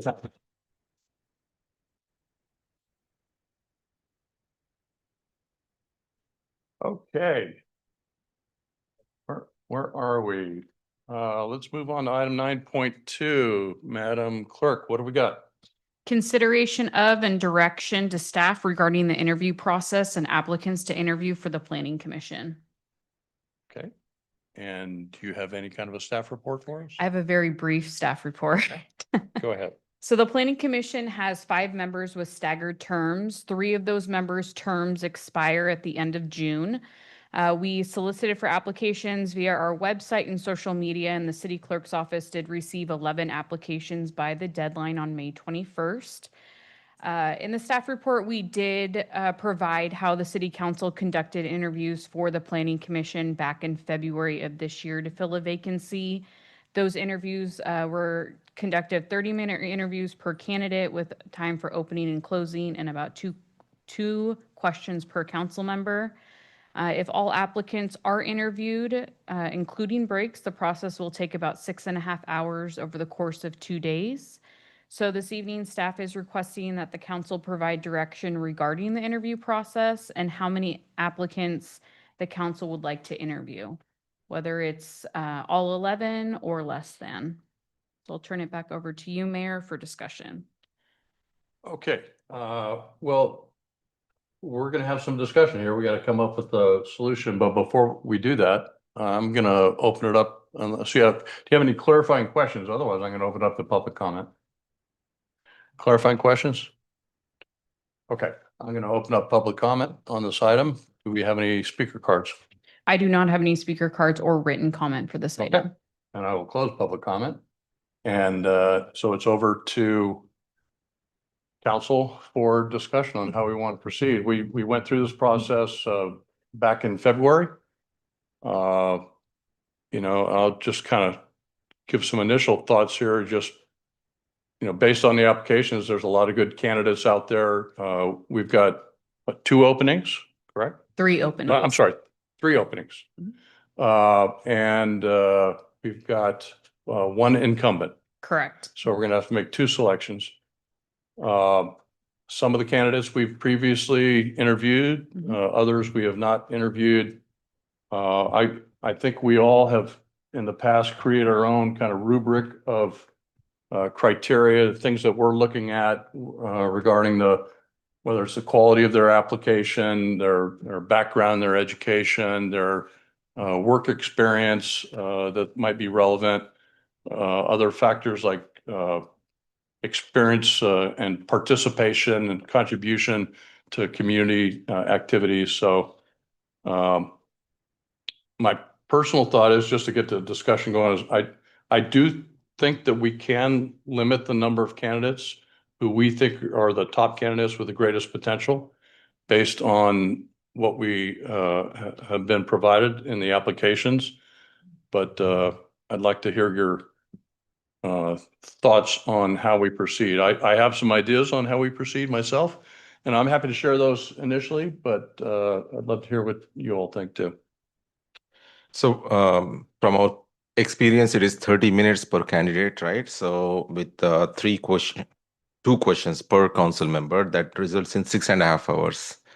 Correct. Right. So it's so I'm thinking that I would love to interview all 11 because they submitted their applications and they showed the interest to be part of this process. But one thing I would like to see is it possible instead of 30 minutes, can we make per candidate 20 minutes? Because some of the questions that we ask, they are all overlapping with each other. So when you see 2 questions, 5, that is 10 questions pretty much, right? So they are pretty much overlapping. So we should be able to see if we can shrink them, the number of questions, so that we can do it in 20 minutes. If we can do it in 20 minutes per candidate, that will be 3.6 hours. So that's what I'm thinking. Yeah, and that's purely our discretion as far as how many questions we ask and how much time we allow them and the number of candidates.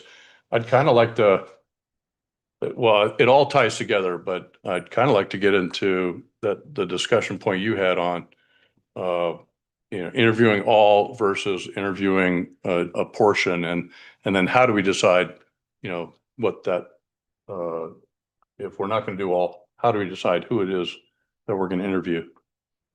So, other thoughts? I don't have a problem interviewing everyone. But I think that even if we take off 10 minutes, I mean, we're talking about saving an hour and 50 minutes. And this is a very important role. So I personally would be willing to give up, put in the extra hour, 50 minutes to make sure we interview them thoroughly. It is a very important role, and I just don't want to cut corners in that regard. But I am open to other suggestions as well. So if anyone would like to add something, please do. Let me just get a clarification. If we did everybody, you said do it over 2 days? Yes, for 6.5 hours, and based on schedules, we would have to start after 5 p.m. So for the respect of the candidates and the council's time, we don't want to go too late into the evening. So we probably would spread it across 2 days just for timing. And the current term ends at the end of June? Correct. They go until June 30th. So we want to have this process completed basically within the next month. Ideally, yes. Okay. Other questions or comments? You asked that question. Again? You asked my question. Oh, okay. Thank you. Okay. Yeah. Just to make sure I clarify that, whenever we are creating this, so 2 questions each, that is 10 questions. And in these 10 questions, most of them are getting overlapped every time. So what I want to do is more efficient, how we can do efficient questioning with reducing the number of questions. That way we can conduct interview thoroughly, and also we can respect their time as well as our staff time. So that's my thought process. Rather than keep repeating the same overlapping questions, we need to avoid that and get efficient on these interviews. Well, I think we can certainly eliminate duplicative, redundant questions. But since we don't know what our questions are going to be, that's a little difficult to predict. But certainly, I think if we have a redundant question, we could shave that off. But how do we predict that in advance? I guess I would like to ask 2 questions. Yep, that's fine. But with 2 questions, we can always exchange our questions before we start the interview, right? That's the process that we can use? Attorney, could you please give us We can suggestions? modify on the spot. The council can pretty much do what it wants to do. However, the fundamental fairness of it is that everyone should get the same questions. That would be pretty much the most defensible way to handle all of this. So to choose questions on the fly would not be a recommended way to go about it. Exactly. So we are not going to choose them on the fly. So we will have a set of questions that we can list out, pick those questions, and then we can ask those questions. So we have ahead of time. So we can avoid all those overlapping questions and go with specific questions that we want to ask. If that's possible, that would address the concern of us, showing up and having possible duplicate questions. Is that possible? For the Yes, I mean, it is possible. The council, we could distribute questions to the council ahead of time. The council could select the questions ahead of time, as it has done in the past. Yeah, I know we did that last time. We got some recommended questions. I always come with my own questions and kind of have a list, and we have in the past, just before the interviews convene, just double checked, okay, who's asking what, and we clarify that. We make sure there's not duplication. But you're right, sometimes there is some overlap in the questions, and it's really hard to kind of avoid that with 10 questions. I mean, maybe we do look at just, one question each that are very distinct, 5 questions, and give them a little bit more time to, well, I don't know if they need more time to answer necessarily, but 5 distinct questions. And also we need to understand that there will be open and closing comment. Opening it. Now, when they're in open comment, they pretty much share why they are applying. And then I hear again the same question coming up, why you're applying, right? In open statement, they mention already that one. In closing statement, they mention what is their vision and how they want to do it, right? So I feel like, again, the same question comes up, the same repeating. So it's, I don't know, I feel like we can do more efficiently. I want to add on what Vice Mayor said, because I think the questions in the past have been, I want to be careful, not as thought provoking. They're very, why are you doing this kind of question versus more in depth. And I think as council, we need to really review the resumes, look at the commentary from the applicants and ask appropriate questions. I don't think we can limit it to, somebody gets, well, you get, 2 questions or 3 questions, et cetera. And as the city attorney mentioned, it wouldn't be fair if we couldn't get through all the questions, through all the candidates. We'd have to ask them all the same questions, but it shouldn't be, why'd you apply? It shouldn't be, where do you live? It shouldn't be things that are already answered on the resume. It should be questions that really are thought provoking, because it is a very important role, and it's not just a checklist approach. I think we have to individually think about it too, and share our questions, et cetera. And there could be overlapping, but most of the overlapping questions are, to your point, why'd you do it? Why'd you apply? And so that doesn't really move the needle for us. Sorry, go ahead, Marcel. Yeah, all I was going to say is that, I think that what we just mentioned, if we provide 2 proposed questions, if we see that there's no need for the second question for some reason from the council, we can bring it down to 1 question per council member prior to the interview, correct? Yes. So we don't need to make that decision at this moment. I personally already have 2 questions in mind. So I would prefer that we not preemptively silence ourselves from being able to ask the questions that are pressing and important to us. I think the issue becomes, kind of time allocation. So if you make the decision of 1 versus 2 on the spot, then if it's We're just not gonna be making it 1, on this then spot. double the time for the answer. But if we're going to go with 2, then we got to kind of stick with our schedule, because we're going to have people waiting in the wings to come in. We would be making it prior to the meeting, so we would know what the schedule is going to be prior to the date of the interview. Yeah, Nothing would be on the whim. But today we are going to give the guidance. on Yes, how and that's part But, of it. Yeah, so is it possible that like whoever want to do 2 questions, let them do it, but if I'm okay with 1 question, we can do that, right? I'm okay with, if Council Member Rubio want to do 2 questions, she can do 2 questions. Certainly, yes. It would just be a question then of figuring out how much time per question based on the number of questions you end up with.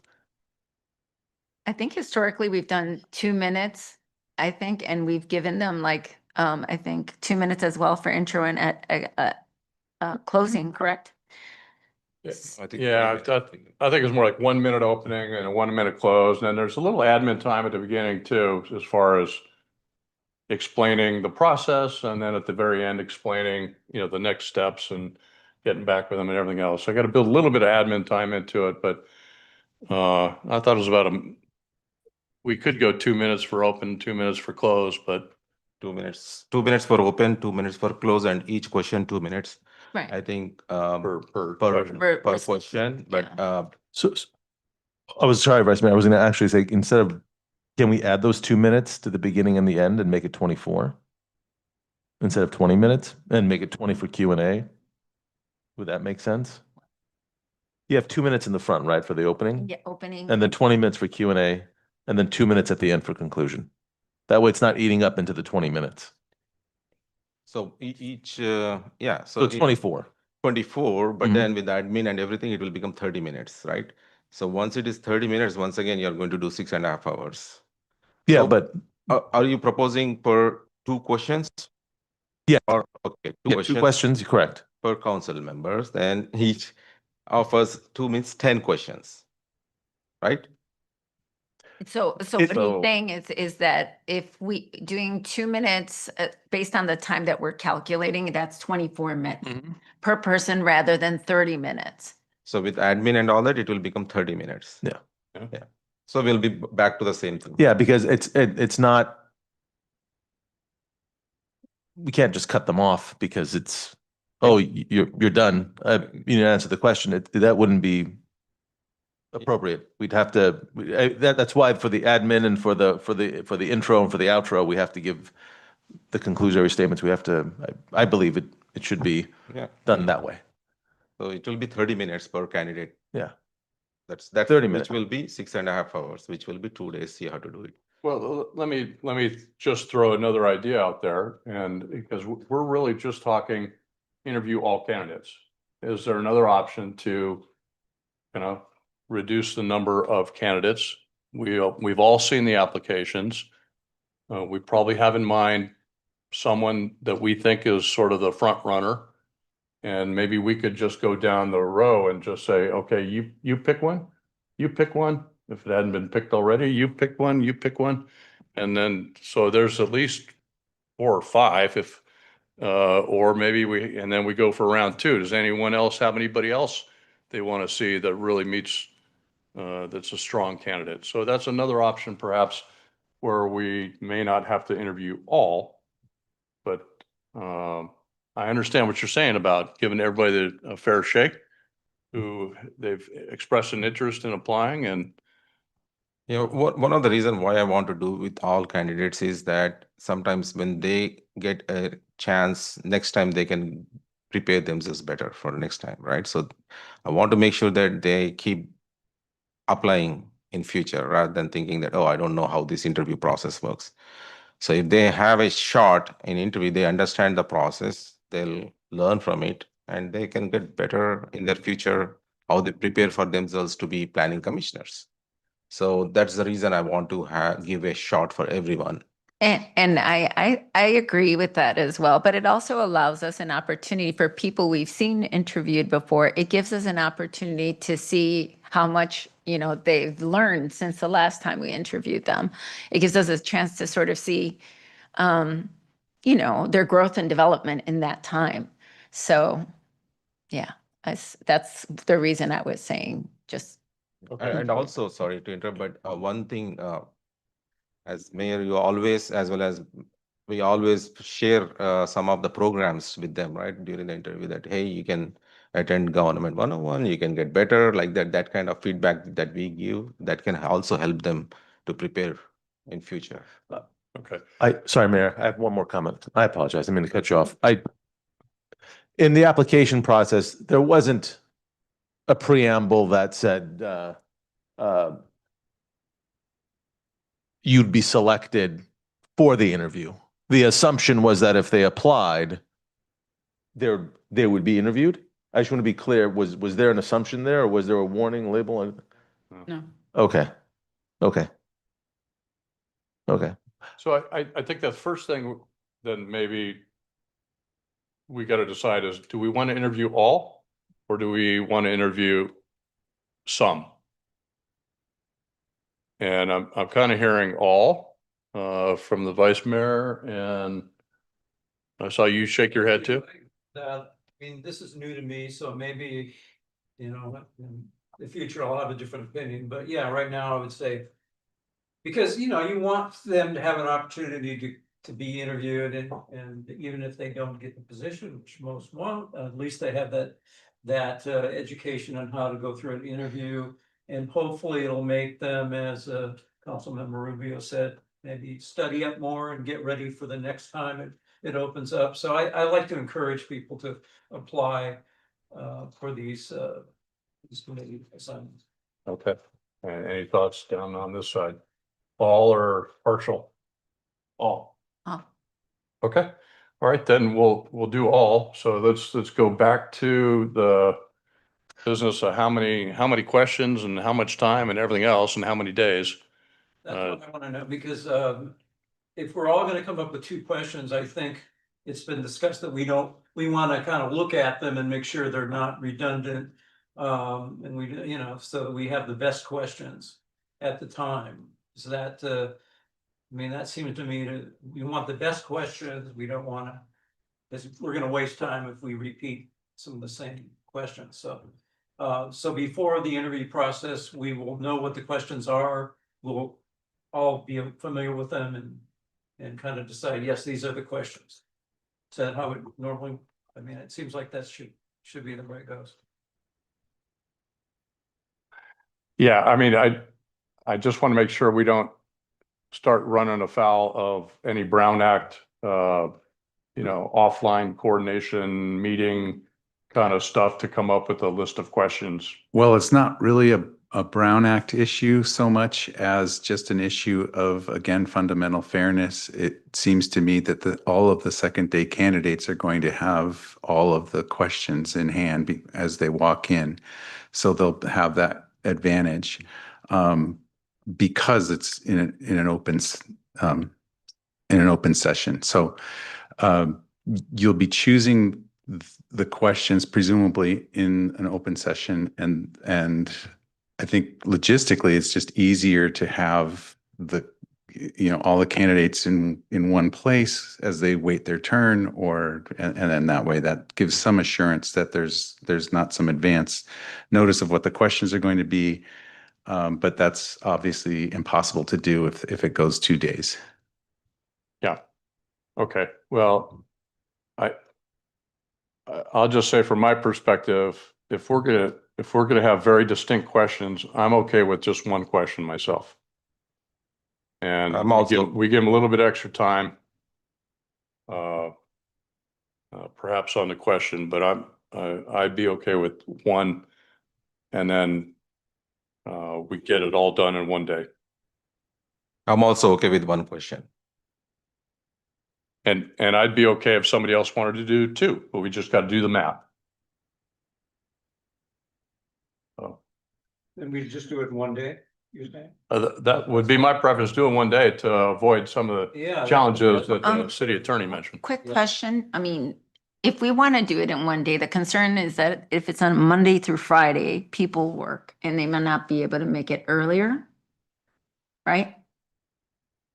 Yes, that's correct. So is it, I know you're going to hate me. They're going to hate me for this, but is it at all possible that perhaps we could do it on a Saturday or a Sunday? I mean, is that possible? So that we could do it all in one day? It is possible. It would just be a special meeting of the council, which it will be a special meeting anyway.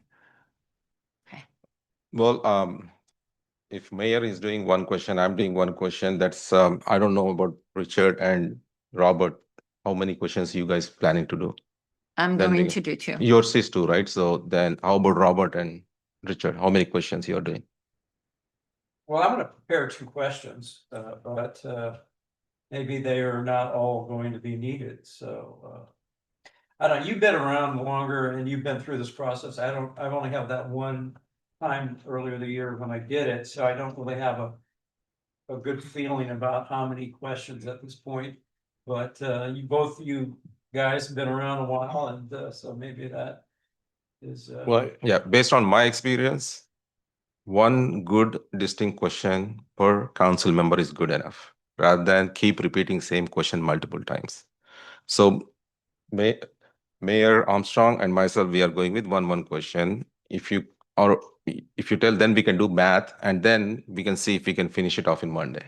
That's why we are trying to figure out how many questions you want to ask.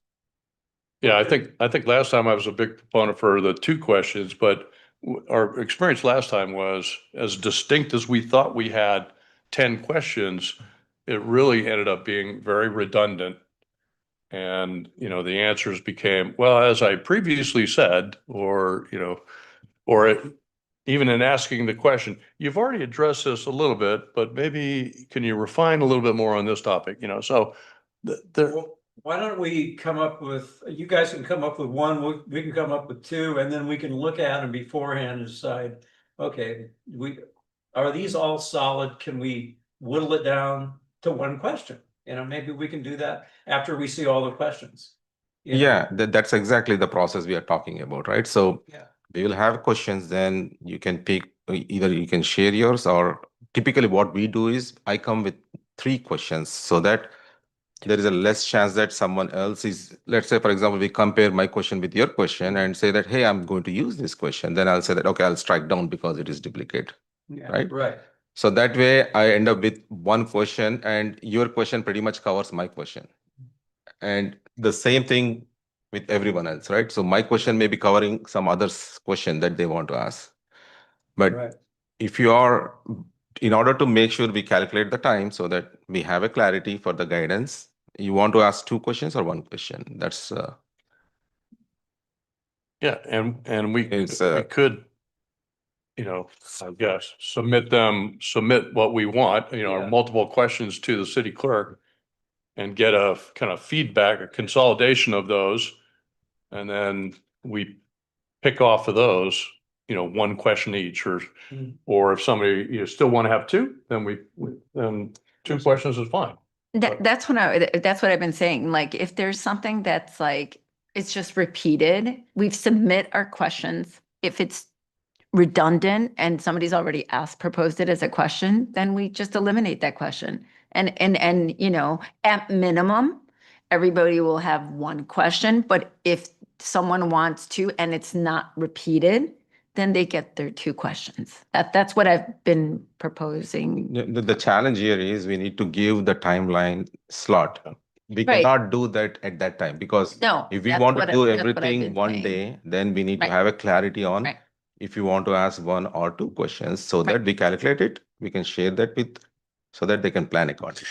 Right. And we could tentatively, conservatively plan for whether you want to ask 1, 2, 2, and 2, then you do the math for that. And if we finish sooner, is there any problem if for some reason we have 1 or 2 questions less? They all have to be. It would just be a logistical problem because then if you're telling people to come at staggered times, for example, then But if we and do the it times before- compress, then Right. Yeah, I think But if we do it decide on the before- questions ahead of time. Right. Then we'll know the number of questions, then we Yeah. can, Yeah. scheduling can take place in accordance with the amount of time we need based on the number of questions we're gonna ask. I have a question. Is it possible that we have a moderator? We submit the questions to a moderator and have that one person ask the questions? We've never done that. We've never done a lot of things, But but I know, we've never done that, but it's, But the clerk why we doesn't want, usually. why we Because- want a moderator? Here, this is why I want to moderate, because I believe we're looking at it the wrong way based on time. I have a problem with that just inherently because I know if we're committed to doing this, then let's do it. And if it's a time situation and we have to break it up in certain days, then so be it. It's trying to jam one question into an hour or 20 minutes. I can't compute it in my head. So if we are going to agree on time, so be it. But if we're going to do something like that and we're going to submit our questions, then we should have somebody be able to moderate the questions, and then maybe each of us get to ask a follow-up question. See, here is the deal, right? So the thing is, you want to ask two questions, you can go for it. There's nothing, no problem. Nobody's stopping you. But the issue is, and two questions or three questions, the problem that I have is that it doesn't lend itself to an actual discussion or conversation with the person. If they have an answer, it's hard to ask a follow-up question because we're looking at the clock. And if we're just limiting it to those, what I'm saying is if we're limiting it to each two questions or one question, I just don't think if we're going to, I think there should be a moderator that we submit it to, and then we time those questions, and then we ask a follow-up question. That's my point. As per Brown Act, you cannot keep changing your questions. You You can't. cannot do that one. And you cannot continue to have a conversation with one candidate, like 30 minutes, other candidate, 1 hour, one candidate, 10 minutes. You cannot keep doing that one. So we yeah, need to that's what I have was- a fixed question. Mhm. Question should be fixed, and whatever the time you're giving also need to be a valid timeline. You cannot just say that, otherwise it will become you're giving, like it's like you're choosing someone. It's not fair, basically. So your questions need to be fixed. So what's wrong with, no, I agree. I see your point. So why not have a moderator for the questions?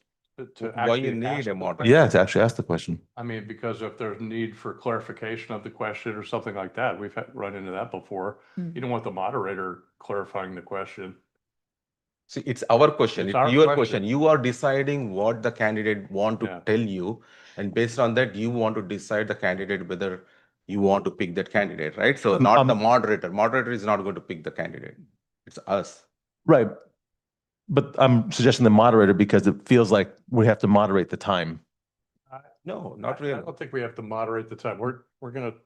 We shouldn't, trade to time. We gotta meet the standard of what, picking the right person. That's the goal here. Yeah. But in doing it in a fair and equitable way for everybody, we have to come up with a schedule.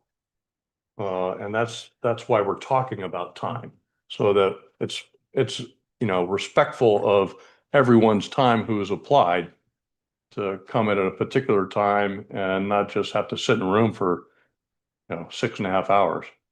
And so just to clarify, so in the only when we are interviewing them, the only thing we do, if they ask us to clarify our question because they're not understanding what we're asking, we might provide some clarity on that.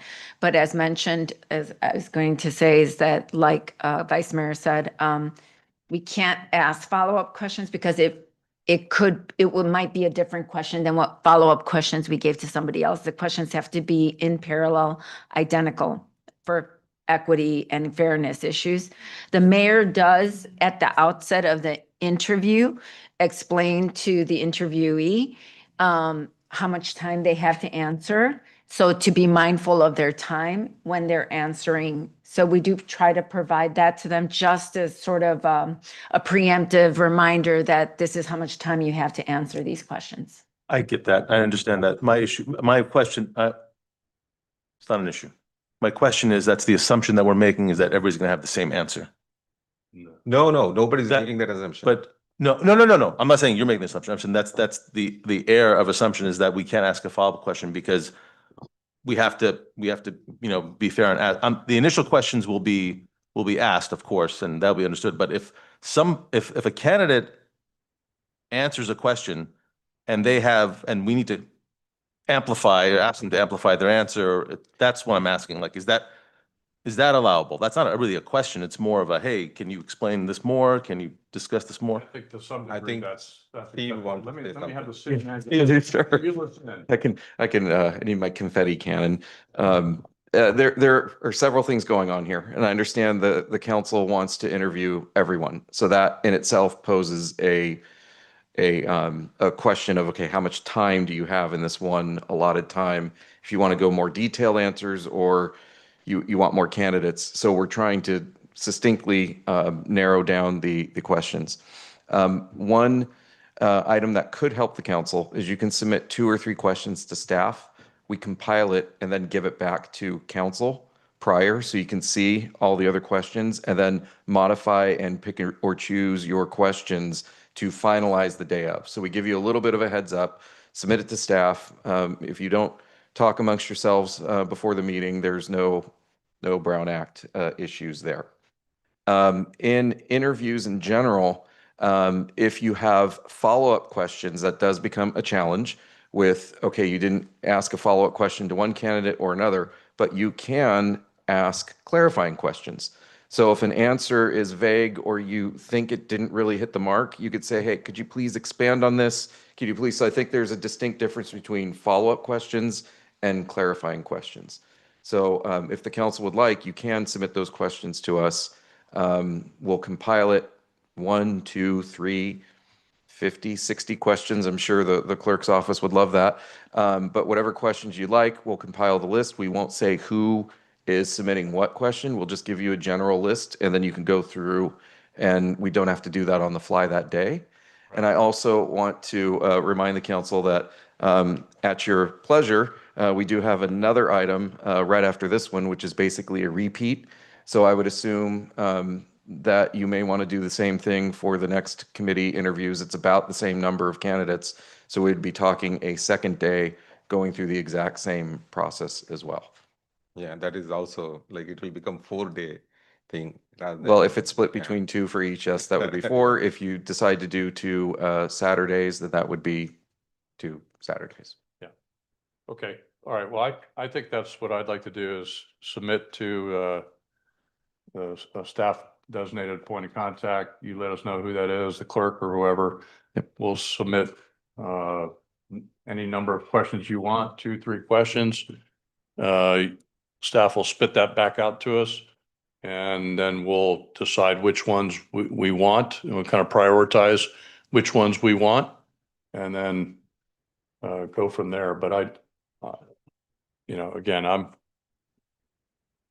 inclined to think I'm just going to be able to pick one. If we're able to do 5 very distinct questions, then I think we'll accomplish what we need to hear where everyone's coming from and their depth of knowledge or their understanding of what the planning commission issues are.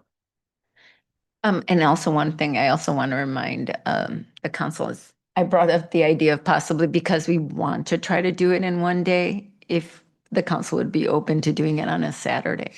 We do workshops on Saturdays, so. Just depends upon the Saturday, yeah. Right. Yeah. Depends on which Saturday, right? So my Saturday schedules are pretty packed. So it's tough for me.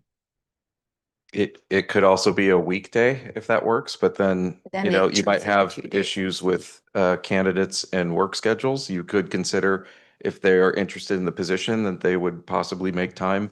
I think any one particular full day, whether it's a Saturday, Sunday, or you're going to run into issues one way or the other. We're also coming up on vacation season, so that might be a bit problematic as well. So you see, in the end, it comes how many questions you want to ask. That's just, if you can give us that answer, then we can plan accordingly. That's as simple as that.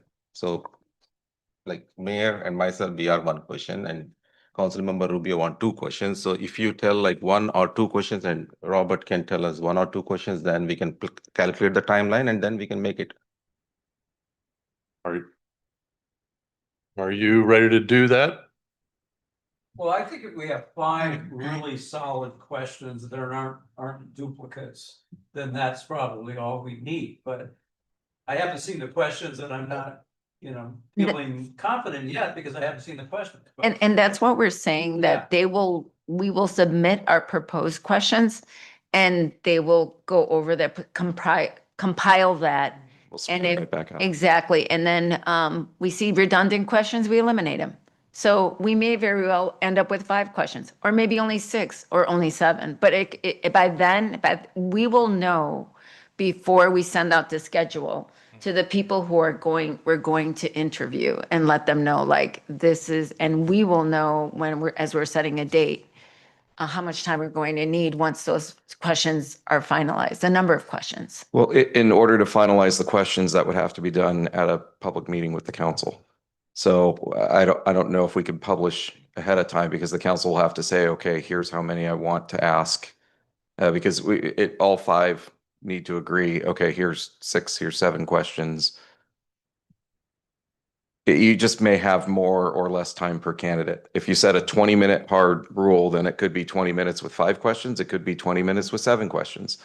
You may go a little over, you may go a little under, depending. Some people are very fast at answering questions and won't take the 20 minutes. That is true. We've had some people who are very quick and they're out before their end time.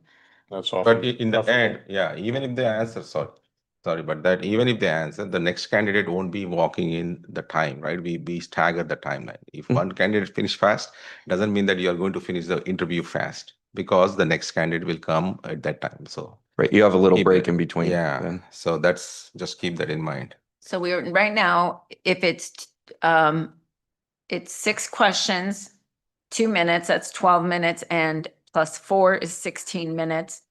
And then, clerk time, that should be about 20 minutes Yeah, but per person. Richard and Robert need to tell, like when you are saying 6 questions, That would be assuming that would be 8, forgive me, that would be 8. If we do 2, 4, 6, and then the 2 of you, that's 8. So then that would be 16 plus the 4 minutes is 20. Plus the clerk time, whatever you think that is. The questions and see how many we can whittle down and make it as succinct as possible and not verbose. I mean, let's get it down to, maybe we get it down to 1 question. That's fine with me. I just want to make sure they're solid and they encompass what we need to know to have a qualified candidate, to get that information from them. So, but I would, I would submit 2 questions and see what, how it falls out. I mean, and then we can look at them and get rid of the ones that are redundant and whittle it down, I think. Well, why don't we just do that? Why don't we each submit, minimum of 2 questions to staff, and then feed it back to us, and we'll give you feedback on what our priorities are. And then, and it may be that I just say, I want 1. And it may be that you think you just want 1. And, and we go from there. Or do it, because otherwise we're going to end up having to schedule another meeting Yes, to discuss, you will. to decide on the question. So to decide on the questions and the amount of time, if we're looking for direction, how much time per candidate? You can decide the number of questions there. I mean, if we give you the list and then you pare that down, it's the number of time and the time slots and the complete window for the interviews. That's the issue. And then if you have 5 questions and half an hour, or 5 questions in 20 minutes, or 10 questions in 20 minutes, then that's decided that day, or we need to schedule another meeting. Well, based on the math, we are at 24 minutes in what I'm hearing, max. Right? 16 minutes for the questions, 4 minutes for intro, outro, and then clerk time. I'm adding 4 minutes. Right? So that puts us at 24 minutes per candidate. Yeah, I mean, if we really end up with 8 questions. Yeah. Then That's that's max. Then max, then I would say, give them a minute for opening, a minute for close. We could do that too and cut the intro, outro 1 minute. Cut a little bit on either end. And that'll put us at 22 minutes. And 22 minutes times 11 is 4 hours. I think that's about what we did last time. Mhm. And that could be an evening meeting starting at 5 o'clock. You'd be done by hopefully 9:30 with a little bit of wiggle room. because after that, we need to do our deliberation, and then we need to pick the candidate, and that can go on for 3 candidates we are talking about. That can take an hour based on like this conversation that we are doing for picking the time. But I don't think we've ever had like a deliberation for an hour, but maybe, 30 minutes is possible. But that's putting us at 4.5 hours. And I certainly, while none of us enjoy really long meetings, I know we've had them before. It's 4.5 hours max, but it's 4 hours of actual interviews. And then how long that, I don't think we've ever had deliberation that went over 30 minutes. Yeah, and that's on us and it's on the staff, but the candidates Right. aren't impacted by that directly. No, this is on us, our willingness to. And we are talking about strictly 4 hours without any administration work. That is including the administration time. I factored it in. 22. 4 minutes per person for the clerk. Okay. Okay, so what we're basically looking to allocate about 4 hours of time. And we're going to feed you some questions. You're going to feed it back to us. And we're going to tell you what we want. And we'll prioritize our, what we think is, the best questions, the most distinct questions. Sounds good. We're developing a template on how this is supposed to work. We're always revising the template, that's for sure. So just to repeat, we're looking at a 4-hour window, however that works out per candidate, on a Monday through Friday, an evening meeting. Saturdays where choose. I prefer Wednesday, Thursday, Friday. Wednesday, Thursday, Friday, if at all possible. Starting at 5 p.m. Wednesday or Friday works for me. So Wednesday or Friday. Wednesday or Friday for me. Okay. I'm flexible. Wednesday or Friday, starting at 5 o'clock. Mm. Okay. Okay. Do you need more? Only if you wish. I think we have clear direction from the council. I don't think we need a formal. No, but also keep in mind however much time the council is going to need to actually choose the questions. And so we'll have to add a little bit to that. So should we say submit our questions by the end of the week? Is that sufficient? By Friday? Well, yes, that would be sufficient, but I was referring to the time that in open session that the council would have to take to choose the questions Go through each before one. the interviews At the actually start of start. the interview process. Oh, Yeah. sure. We generally allow for time in the beginning before the first interview. Right. Yeah, we do that actually. That's true. Okay. All right. When is this time period that the interviews are going to be taking place again? So What we'll do is we'll send word to the council about a deadline for questions. I would get them in ASAP, and then we'll consolidate the questions, send it back to the council, and then start looking at schedules, making sure that we don't conflict with any other meetings. Fridays are usually open. Yes, yes. We're trying to schedule it as soon as possible. Okay. Then if we're finished with that, we finished with that? I think so. Okay, we beat that horse pretty dead. All right, then I'm going to move on to item 9.3, consideration of and direction of staff regarding the interview process and applicants to interview for the Parks and Community Services Commission. Staff report by Christina Franco. So the Parks and Community Services Commission has 7 members and with staggered terms, and the terms for 4 of the members will expire at the end of June.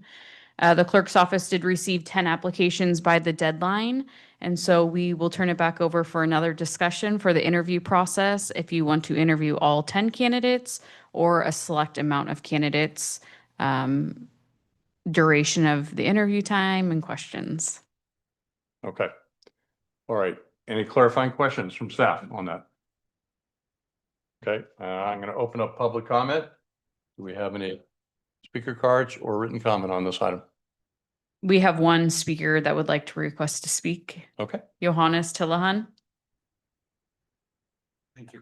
Thank you, Crystal. I just want to give you all my 2 cents for whatever it's worth. Councilman, Mr. Vice Mayor, I absolutely agree with you, sir. It's nice to interview everybody. It gives us. But the way I see it is, I just don't see why you need to interview 11 people. This is my opinion. Because we're all adults. If you tell me, Johannes, you're not qualified to be on this interview, I'm not going to take it personal. My ego will be hurt, but I know you're not going to take it personal. But at the same time also, I don't want to be the person to be interviewed on the 4th hour because you're exhausted. The last thing I want to do is be in front of you. I'd rather be on the first one. So I'm thinking, how do I convince Crystal and Joanna to put me on the first one while you're still sharp? And then second thing is, if you're not going to go someone by 5 questions, you're not going to know them 10 questions. In all my life, I've never been interviewed 10, 15 questions, 2, 3 questions, and it's all about, like you said, it's more discussions. I'd rather you know me if I'm qualified for that rather than having rules to apply 2 questions and everything. So to me, if you want me out, I'm the one of the applications. Believe me, my feelings are not. We're all adults. And if somebody's feeling is going to get hurt, then they don't deserve to this position. I'm not trying to support you on this. 6 hours of interview is just brutal. It's brutal. There's no way you're going to survive it. Thank you. Thank you. All right, any other speaker cards? Yes, one more. Okay. So thank you for the time. I'm one of the applicant, as Johannes said, and I know another 3 or 4 right here. I'll be honest with you. You are thinking from your perspective. You also have to think from the perspective who's coming for the interview. It's a volunteer position. You don't expect that person, Johannes, who is coming at the last, to sit there for 4 hours and think about your time. Please think about your time. It's an interview. If you tell me this is not for me, that's fine. I'm okay. I'm here to volunteer. I'm not here for a job, paid job interview. I've worked at other planning commissions, other cities. It's a very simple selection by the mayor. They look at the applications, they decide who are the top 2 or 3 candidates. You guys spent almost 1 hour of your precious time deciding what interview questions and how much to ask. This time you could have used with your family, better used, or some other good purpose for the city. And I understand if you guys look up Robert's Law, Robert Order of Rules, or Brown Act doesn't describe the interview. It only tells you that has to be held publicly. That's all it says. It doesn't tell you about the number of questions. And I understand from an attorney perspective, it has to be fair. So that's a different perspective. But no law describes, because each one comes from a different perspective and a different background. You cannot ask the same question or a clarification. Okay, that's number one. If I have time. Go ahead. And as Johannes mentioned, Johannes is one of the applicant for Planning Commission. I am. Chirag is, Vasandesh. There are a couple of other, all the guys are right here. You can tell us, you can just look at the application and tell who is qualified, who is not. And we are absolutely fine, and we agree. We are all adults here. We are only trying to help the city do our part. Okay, so I would greatly appreciate if you kindly do not make us wait for 4 hours I could be spending with my family. You just tell us, these are the top 2 guys or top 3 guys. We want to look at them. We want to look how they perform. Do they know anything about the law? Do they know anything about the Planning Commission items? That's absolutely fine. But kindly, I request, please do not make us wait 4 hours. We don't want to know. If you decide based on the application, you have all that. Probably you guys have looked at the application. I have shared with many of you guys. It is comprehensive. All the questions you might ask, if you look at the application, the city has done a great job. The city clerks and the managers have done a great job with the application process. They have covered it all. Kindly take a look, please. We are okay. We are all volunteering. We are all adults here. Please let us know who you pick, and that's fine with us. Thank you for your time. Okay. Thank you. Any other speakers? No. Okay, so I mean, I'll just say that was public comment for the Parks Commission process. We kind of moved on from Planning Commission, but that doesn't mean we can't reopen Planning Commission and just pick a list of names. I had done that before coming in here. I whittled it down to my top candidates, but I don't know if everybody else was prepared to do it. I've done the same thing for planning commission. I've whittled it down to my top candidates, but because otherwise we're really. If you want to reopen it, let me know. If you want to drive on with what we're doing, we'll drive on with what we're doing and then decide whether or not to apply the same process or a different process for parks. So I was just going to say that, you know, I think the reason we wanted to make sure to include everybody is because some of the people who have commented on this issue before have said that they thought it was undemocratic not to interview everybody. So now we're doing what they asked for, and now they're saying, no, I don't want you to do that. And so, so I think that, you know, we're trying we are listening clearly, and trying to be responsive to that and be inclusive.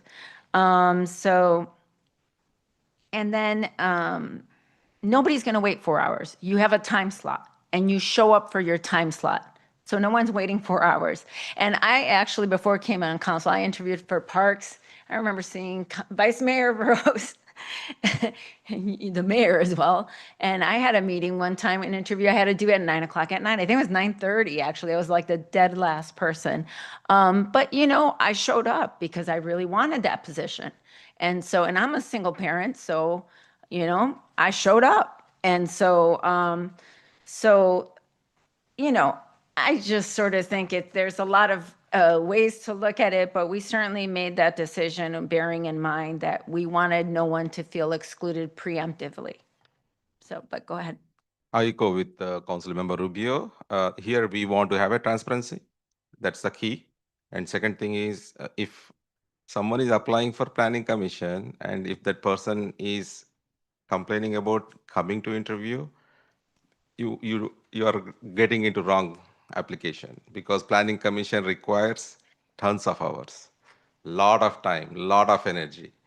You know, their meetings run multiple, like 6+ hours in a day, and the preparation that they need, attention to detail for hours. And if you are not prepared for that, and if you are applying, please think about it.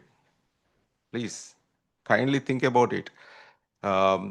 But then in the end, we don't take these decisions based on emotions and all that. We do go through thought process and according to the laws and guidance, right? So we cannot say that, okay, just for example, the example of questions, right? We cannot just randomly start asking questions there. We cannot do that, to be fair.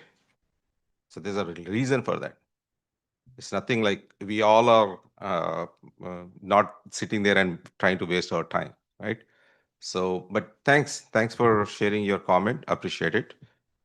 That's my comment on it. Okay, thank you for that. Well, then if nobody wants to re-engage on, I mean, we'd have to close out item 9.3 first, and then we'd go back to 9.2 if anybody wants to do that. But why don't we decide on item 9.3, Parks and Community Services, and decide the process for that. So, but we've already closed public comment. So do we want to do the same process with, we have 10 candidates, we have 4 slots, we have 4 incumbents. So for this one, I'm willing to limit myself to 1 question. Okay, is it the same perspective? Let's start with the number of candidates first. Again, 4 slots, 4 incumbents. We've got 10 candidates, and we can do them all. We could do a limited number. I'm prepared to go either way on that. I know who my top candidates are, but happy to entertain if you want to do all candidates again. I would like to go with all candidates, and I'll have 1 question. I'm in the same position. I think we should interview everybody. Okay. Robert? Oh, 1 question. Again? 1 question. Okay, all candidates? Yeah. Agree with that? Okay. All right, then Yes. That's probably all the guidance you need on that. Right? Well, the prior item, we had a maximum of, I think we were shooting, not maximum, but we were shooting for 4 hours, so same time frame. So You wanna- we have 10 applicants. How many minutes per? We have 5 times, that's 10 minutes for questions, Q&A. And then we have 2 minutes intro, outro, and then 4 minutes clerk approximately. So we're looking at 16 minutes, right? Per candidate times. It's about 2.5 hours. Mm-hmm. Okay. 2 hours, it's 2.67, so 2 hours and 40 minutes. About 3 hours. 2 hours, 40 minutes, Okay. So 3 hours with some buffer? if we'd like. Sure. Sure. Same process, council will submit the questions prior just to make sure that there's no overlap, maybe 1 or 2. Yep. So you I can see. think so. Okay. Yep. And Do you then, agree with I that? agree. I think that everything else is the same. Yeah, and we're looking at a Wednesday or a Friday correct. after 5 o'clock or Correct. starting at 5 or later. What's the deadline to submit the questions? Friday? Is that what was? If we can get them as soon as possible, Friday. Friday, I think would be Friday. I'm getting nodding. I look for 1 or 2 nodding heads in that direction As soon as possible. as soon as possible. So sooner would be better, but They want to, if Yeah. before Friday possible, even better. Okay. sure. Mhm. Got Okay. it. Need any more guidance on that? All right. Then that close out item 9.3, and we are on to city manager and city council member comments. Matters initiated. Right. City manager. Thank you, Mayor and members of the council. Just one very brief update and one brief comment. The update, I just would like to remind everybody that registration is still open for our summer camps. They take place from June to August, and they are first come, first serve. So there is still room in a nature camp for 7 to 11-year-olds, a fashion camp for 8 to 17-year-olds, and a art camp for 6 to 10-year-old children. You can learn more and register at sanramonrecguide.com. And the comment, I'm sure we're going to hear a lot about the Art and Wind Festival, but I did want to comment, driving in at 7 this morning, looking around the parking lot in the park, you wouldn't notice that we had probably over 40,000 people. It was very well attended. Everybody did a great job, and you couldn't really see anything other than a few honey bucket structures, if you know what I'm talking about, that I think are gone already. It just looked like nothing ever happened. So kudos all around for that job. And with that concludes my comments for this evening. Okay. Let me start. I'm going to start down at this end. Councilmember Glenn. Thank you. I have one comment and one matter initiated I'd like to bring up, and then my daily activity. So my comment goes back. There was discussion earlier about town halls, and I'm sure that conversation will come up again in the future. But I did ask our city manager, are we allowed to do individual town halls? And the answer was we're allowed to do ourselves, like a coffee meeting or breakfast meeting or whatever individually. And that's something that I myself, I will take that upon myself to do, because I do believe it's important to talk to people. So, and I ask that the rest of the city council, if I'm sure they do something like that, if we could take it upon ourselves as well. That's the first. The matter initiated I'd like to bring up is a very succinct matter, and I focus this to you and the city attorney. I'd like to initiate the conversation, but it was that young lady that really triggered my mind on Government Code Section 54957.9 regarding Zoom. I want to bring this up only on the very, very distinct level, which is the discussion item for future agenda on adopting a clear decorum for Zoom participation and policies that are consistent with the Brown Act and the First Amendment guidelines, especially around handling disruptive attendees. I understand that hateful comments, etc., itself cannot be regulated. Behavior can be regulated. And so disruptive behavior, people running around and et cetera, that can be. But I want to really focus on a manner during the Zoom. That's all. So if you are, there are several ways that we can handle requests for additional information under matters initiated. We can get back to council with a staff memo. We can agendize it for a meeting so it can be discussed. And I'm understanding it's narrowly focused just on what can and can't be regulated under this section for Zoom. Yes. So make sure that we're getting the information out to the public that there are challenges with what we can and cannot do when we have remote participation. Correct. So it's up to the pleasure of the council.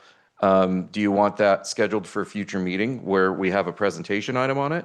Or do you want a memo to council, and we can also publish memos to council online so that's readily available? It's whatever the council would like to direct. Is it possible to have a memo and a presentation? You can have a memo and a presentation. I'd like to have a memo and presentation. Sure. So we can write that memo to council and then present to the council. But for our matters initiated, I do need at least two other nodding heads, so to speak, unless you want to discuss. I'm okay with the memo to start with, and then we go from there, because we've seen some memos before. We've seen some clarification on what the rules are with participation and the kind of the evolution of the Brown Act, pre-pandemic, during pandemic, post-pandemic, and things like that. So whatever the current guidance is and readout, I think legal readout, I'm okay with a memo to start with, and then we see based on that if we want to kind of go forward with any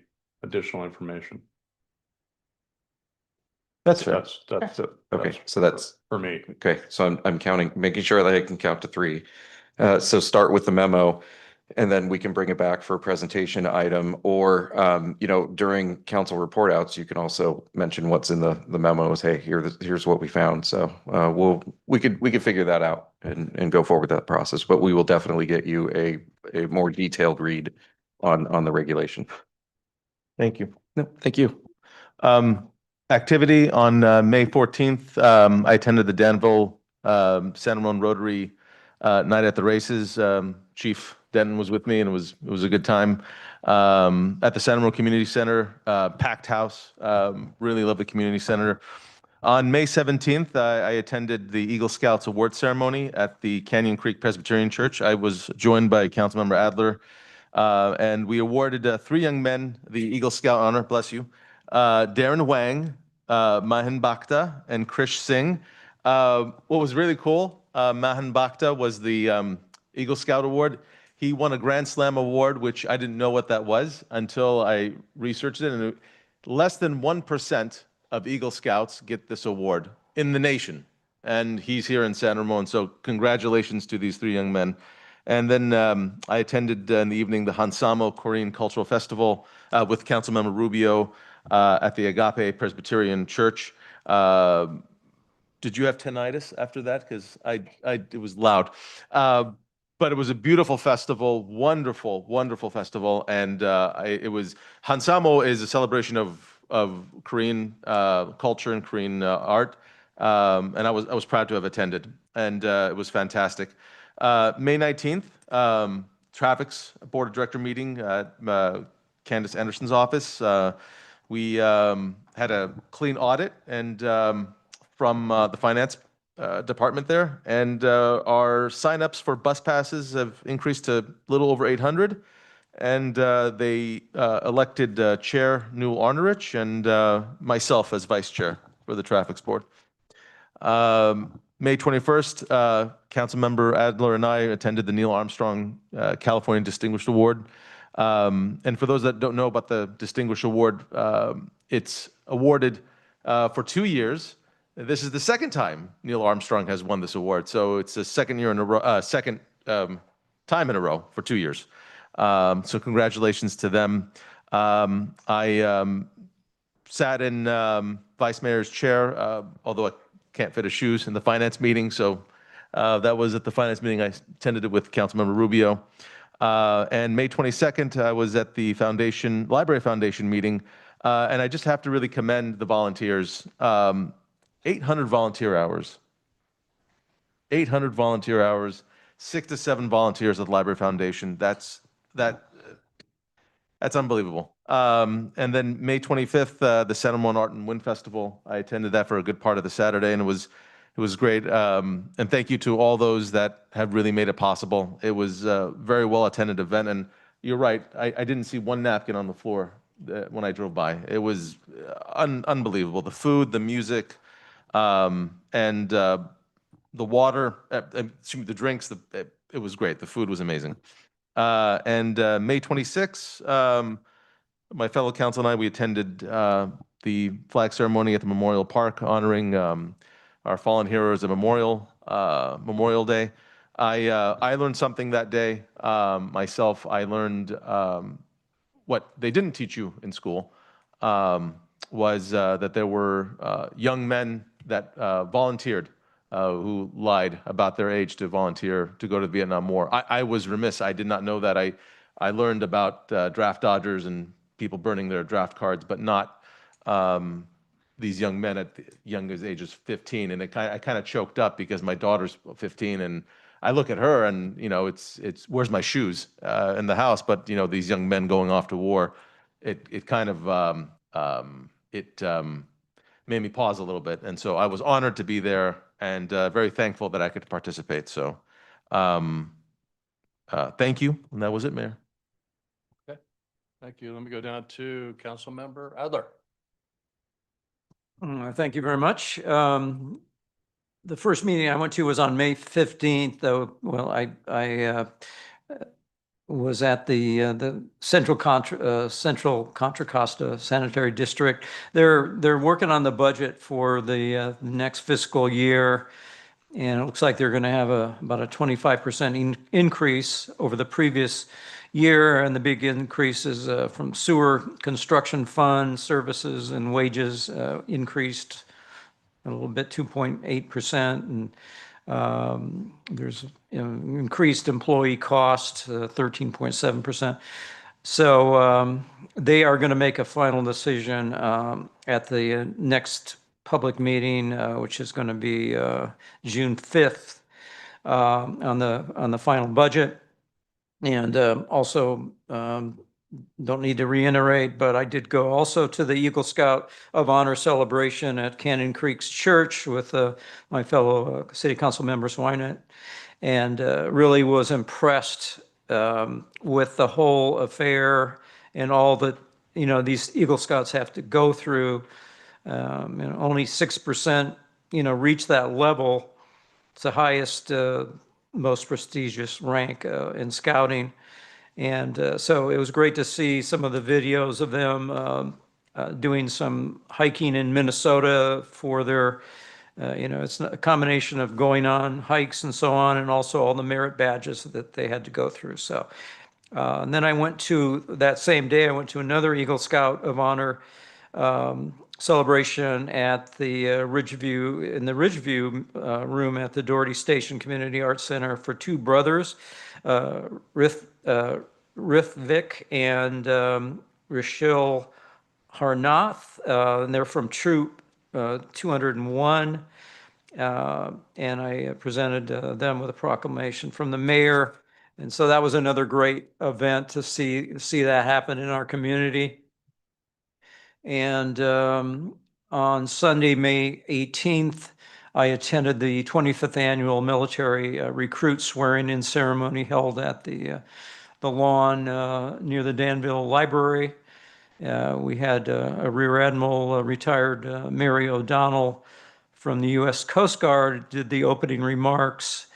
And we also had some members, Hannah and Sarah Edlinger from Cal High, played the national anthem. And we had 22 men and women recruits that were there from local schools. There were 2 from Cal High, 2 from Doherty Valley. And we also had two, we had a military academy, one from going on to the Naval Academy and one going on to West Point from Cal High. So that was pretty inspirational to see that, and I was proud to be there from the city of San Ramon. On the Monday, the 19th, went to Traffics with Council Member Swinette, and he's already explained that. And we had some memorandum of understanding between Traffic and the Unified School District to provide school transportation for the next school year. And we also had, we're also extending the Traffic Administrative Coordinator position for another 5 years. And that's held by Chris Weeks. And then after that, I went to Kathy Hyman's retirement celebration later that day, and it was great to be there and give her support. There were a lot of people there, and she's just one of the good people that we have in San Ramon that we're lucky to have, the staff that's done such a great job over the years. So I was glad to be there. Went to a teen council on the 20th. And that was, as I indicated earlier, that was their last meeting for this school year. And kind of already went over some of the things that they're doing. Also on Wednesday, the 21st, went to Street Smarts. There was a discussion on grant funding. We have some grants that safe routes to school parental grant. I think it's a $936,000. There's a State Farm grant, $20,000. So we're getting ready for the next year. There's going to be a fall assembly. And at the elementary schools, about 80% have already signed up for that. We also have a middle school event. The CHP and local PD will be there. And so we are really in the communities to try to help the kids do smart things with walking and street traffic so that they remain safe. There's going to be a bike festival and rodeo planning event scheduled for October 25th at the Iron Horse Middle School. So that's coming up in the fall. Let's see. And also, went to Neil Armstrong with Robert Swinette, and it was great to be back because both my sons went there, and I saw one of their teachers, and it was just a good thing to be for the school to be recognized with the California Distinguished School Award again. Also on the 22nd, Thursday, Cal League of Cities virtual roundtable for veterans and their supporters, and the purpose is creating a standalone group that can look out for veterans issues. These issues include low and medium housing, mental health, disabled vets who need state and federal support, and property tax and exemptions. And then, of course, Sunday, the 25th, was at the council booth. Tommy from the staff, or San Ramon, he was there, spoke to a lot of people. A lot of people stopped by, and it was great to interact with them. Also, the next day, the next morning, Memorial Park, to pay tribute to the brave men and women who have, made the ultimate sacrifice. So while serving our country. So it was a very moving event. And then went back to the Art and Wind Festival, and it's kind of fun to hang out with Steve Breed. The guy's he's a salesperson, and he was just really in a good way pushing what we have here at San Ramon, including our summer concert series. So, and then I worked with Kathy on the staff at that booth as well. So it was a wonderful event, and I was glad to be a part of it. So thank you very much.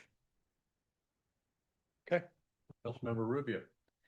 Okay, so I just want to also have some comments, and then I'll get to my daily activities.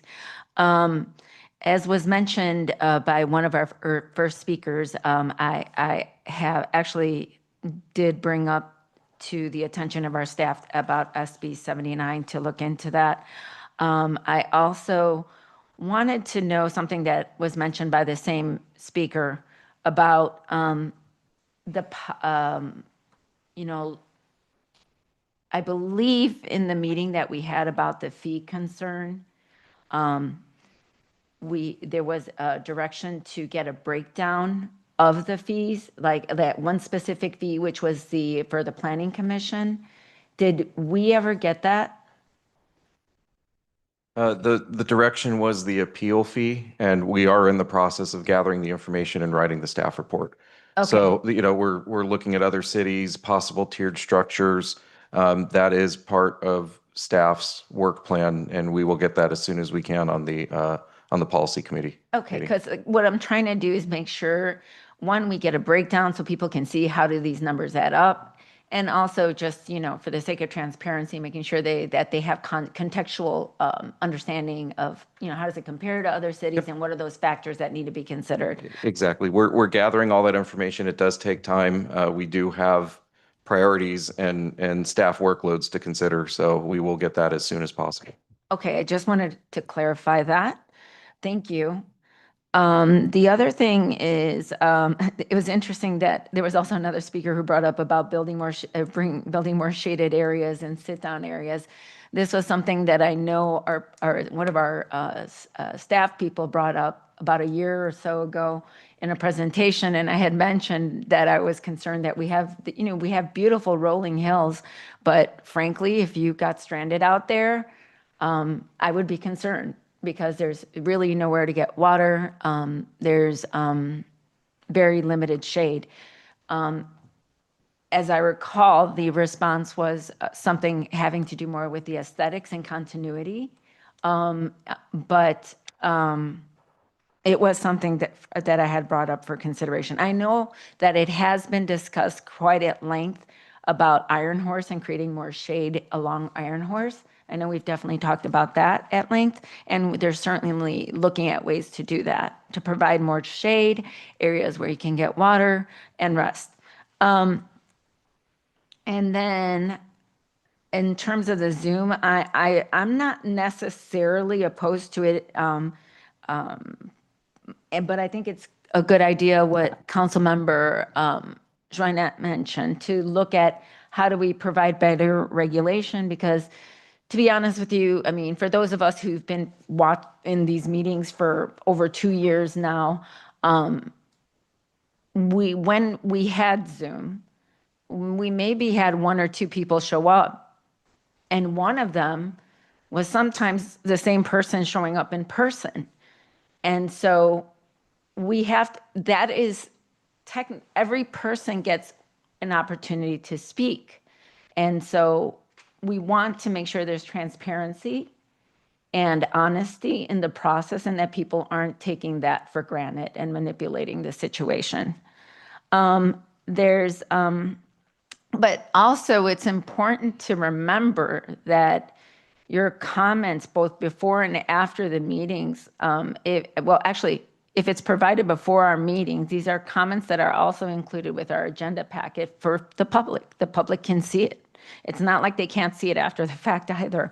And it's not like when it really pertains to these bigger decisions, oftentimes, especially with housing, we have a process. We have 3 meetings. We give multiple opportunities for feedback from the public, and even follow-up feedback. So, you know, it's not that there aren't means, but I just wanted to give context to all of that. And then in terms of town halls, and I know that there was a comment on that as well. And I know that I'm trying to put one together. I was hoping to do it in May, but as some people know, I have a child that's been in the hospital up until the day before Mother's Day, and now I'm caring for it around the clock when I'm not here or doing my city council obligations.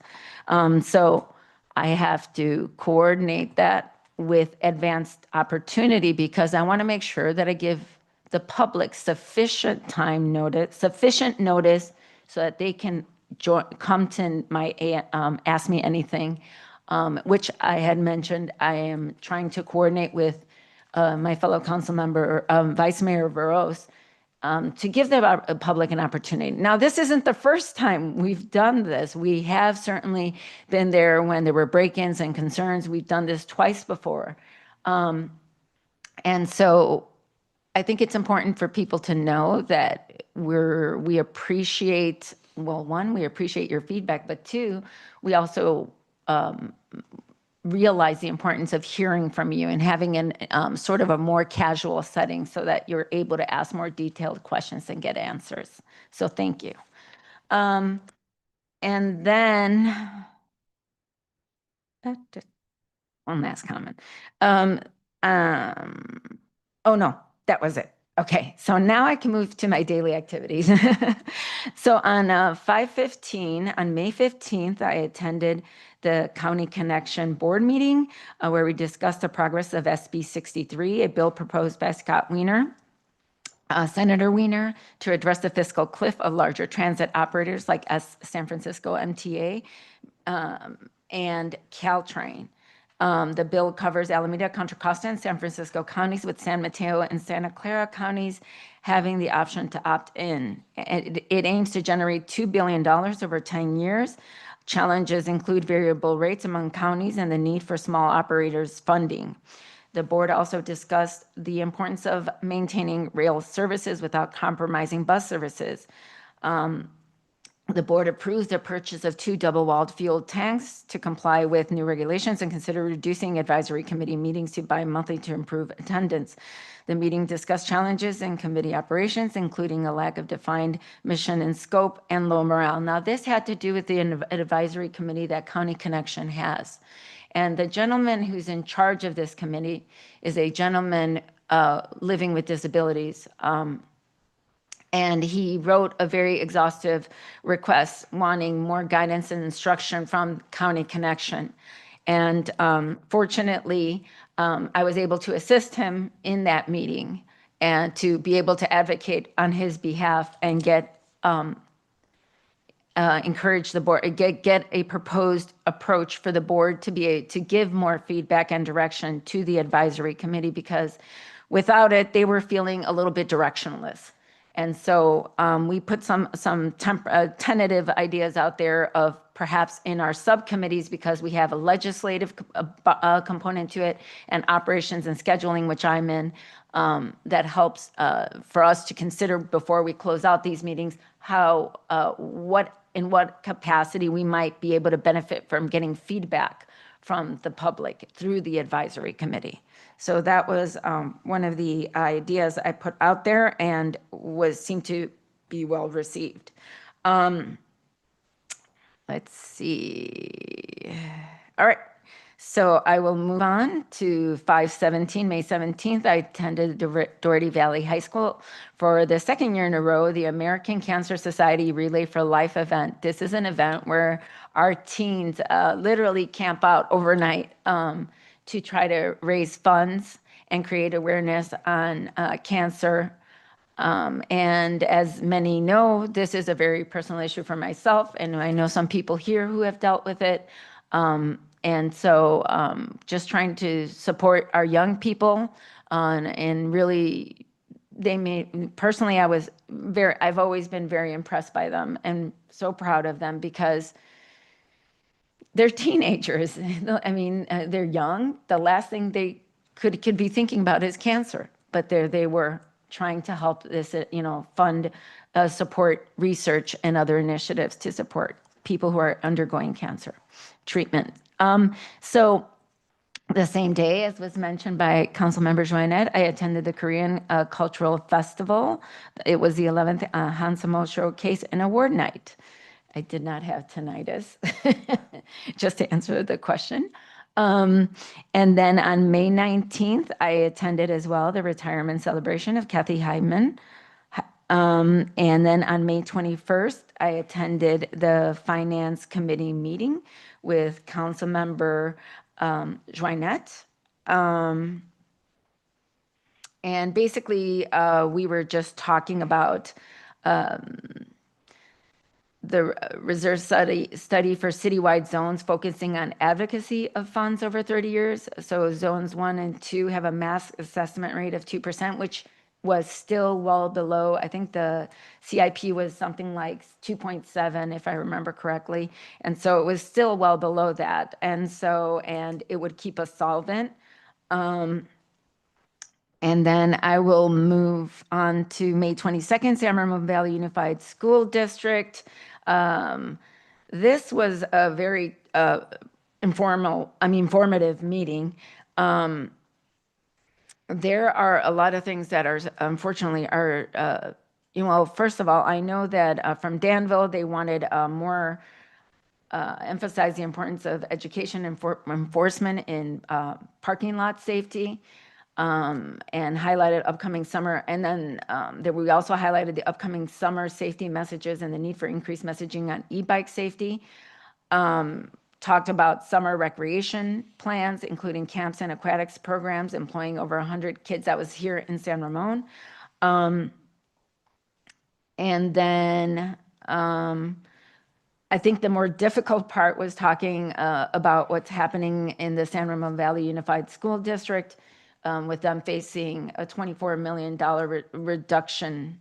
And part of that is because funding right now, it will potentially, right now, the governor may be withholding some funds from Prop 98 for future use, which technically there's some discrepancy as to the legality of that, because those funds normally cannot be touched unless a budget crisis is declared by the governor. So let's just say I do not envy the role right now of our trustees. And if there's any way we can support them, I would encourage you to do so. They're working very hard. And then on May 25th and the 26th, I attended the Art and Wind Festival. And it definitely was, it was a pleasure. It was great. We had a lot of time, plenty of opportunities to talk with and meet and talk with community members and answer any questions they had. A lot of people were curious about our programs. The swimming program was super popular for whatever reason. Don't ask me why, but it was great that we had an abundance of handouts on the swimming program. And that's about it. So thank you. Okay, well, thank you. Let's go over to Vice Mayor Veros. I was out of town last week, so thanks, Council Member Joanette, for covering for me on the Finance Committee meeting. Appreciate that. There are two community events I attended. One is our Art and Wind Festival. Thanks to our Parks and Community Services Department and also the commission members. Fantastic, great event. It's all well attended. This time I enjoyed with my family more than spending at the tent. So it was fun. And then on Monday, attended Memorial Day gathering at our Memorial Park. Once again, thanks to our Parks and Community Services Department. Again, it's a very well venue for us to honor those who served, including our Mayor Armstrong. Thanks for your service. And that's it from me. Thank you. Okay, and for me, fairly short report tonight. I was out of town. My younger daughter got married, so we were on the island of Kauai, enjoying a beautiful wedding ceremony. So I was gone for a week, but I did come back last Thursday. I attended a ribbon cutting ceremony for the Express Employment Professionals. They're over near Crow Canyon Commons. It's kind of a job placement, making a difference in people's lives who are looking for jobs, looking for employment, and matching them up with job providers. And as mentioned, Memorial Day ceremony, great job by our San Ramon Police Department Color Guard.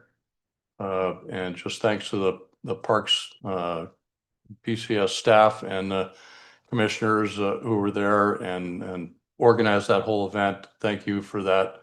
And our Public Works that keep that place looking so nice. And same goes for the Art and Wind Festival, same day.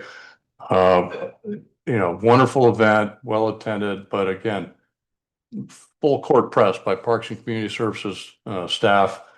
We had our commissioners out there and council members interacting with the community, police out in full force, not just doing the job, but also doing the community outreach kinds of things is fantastic.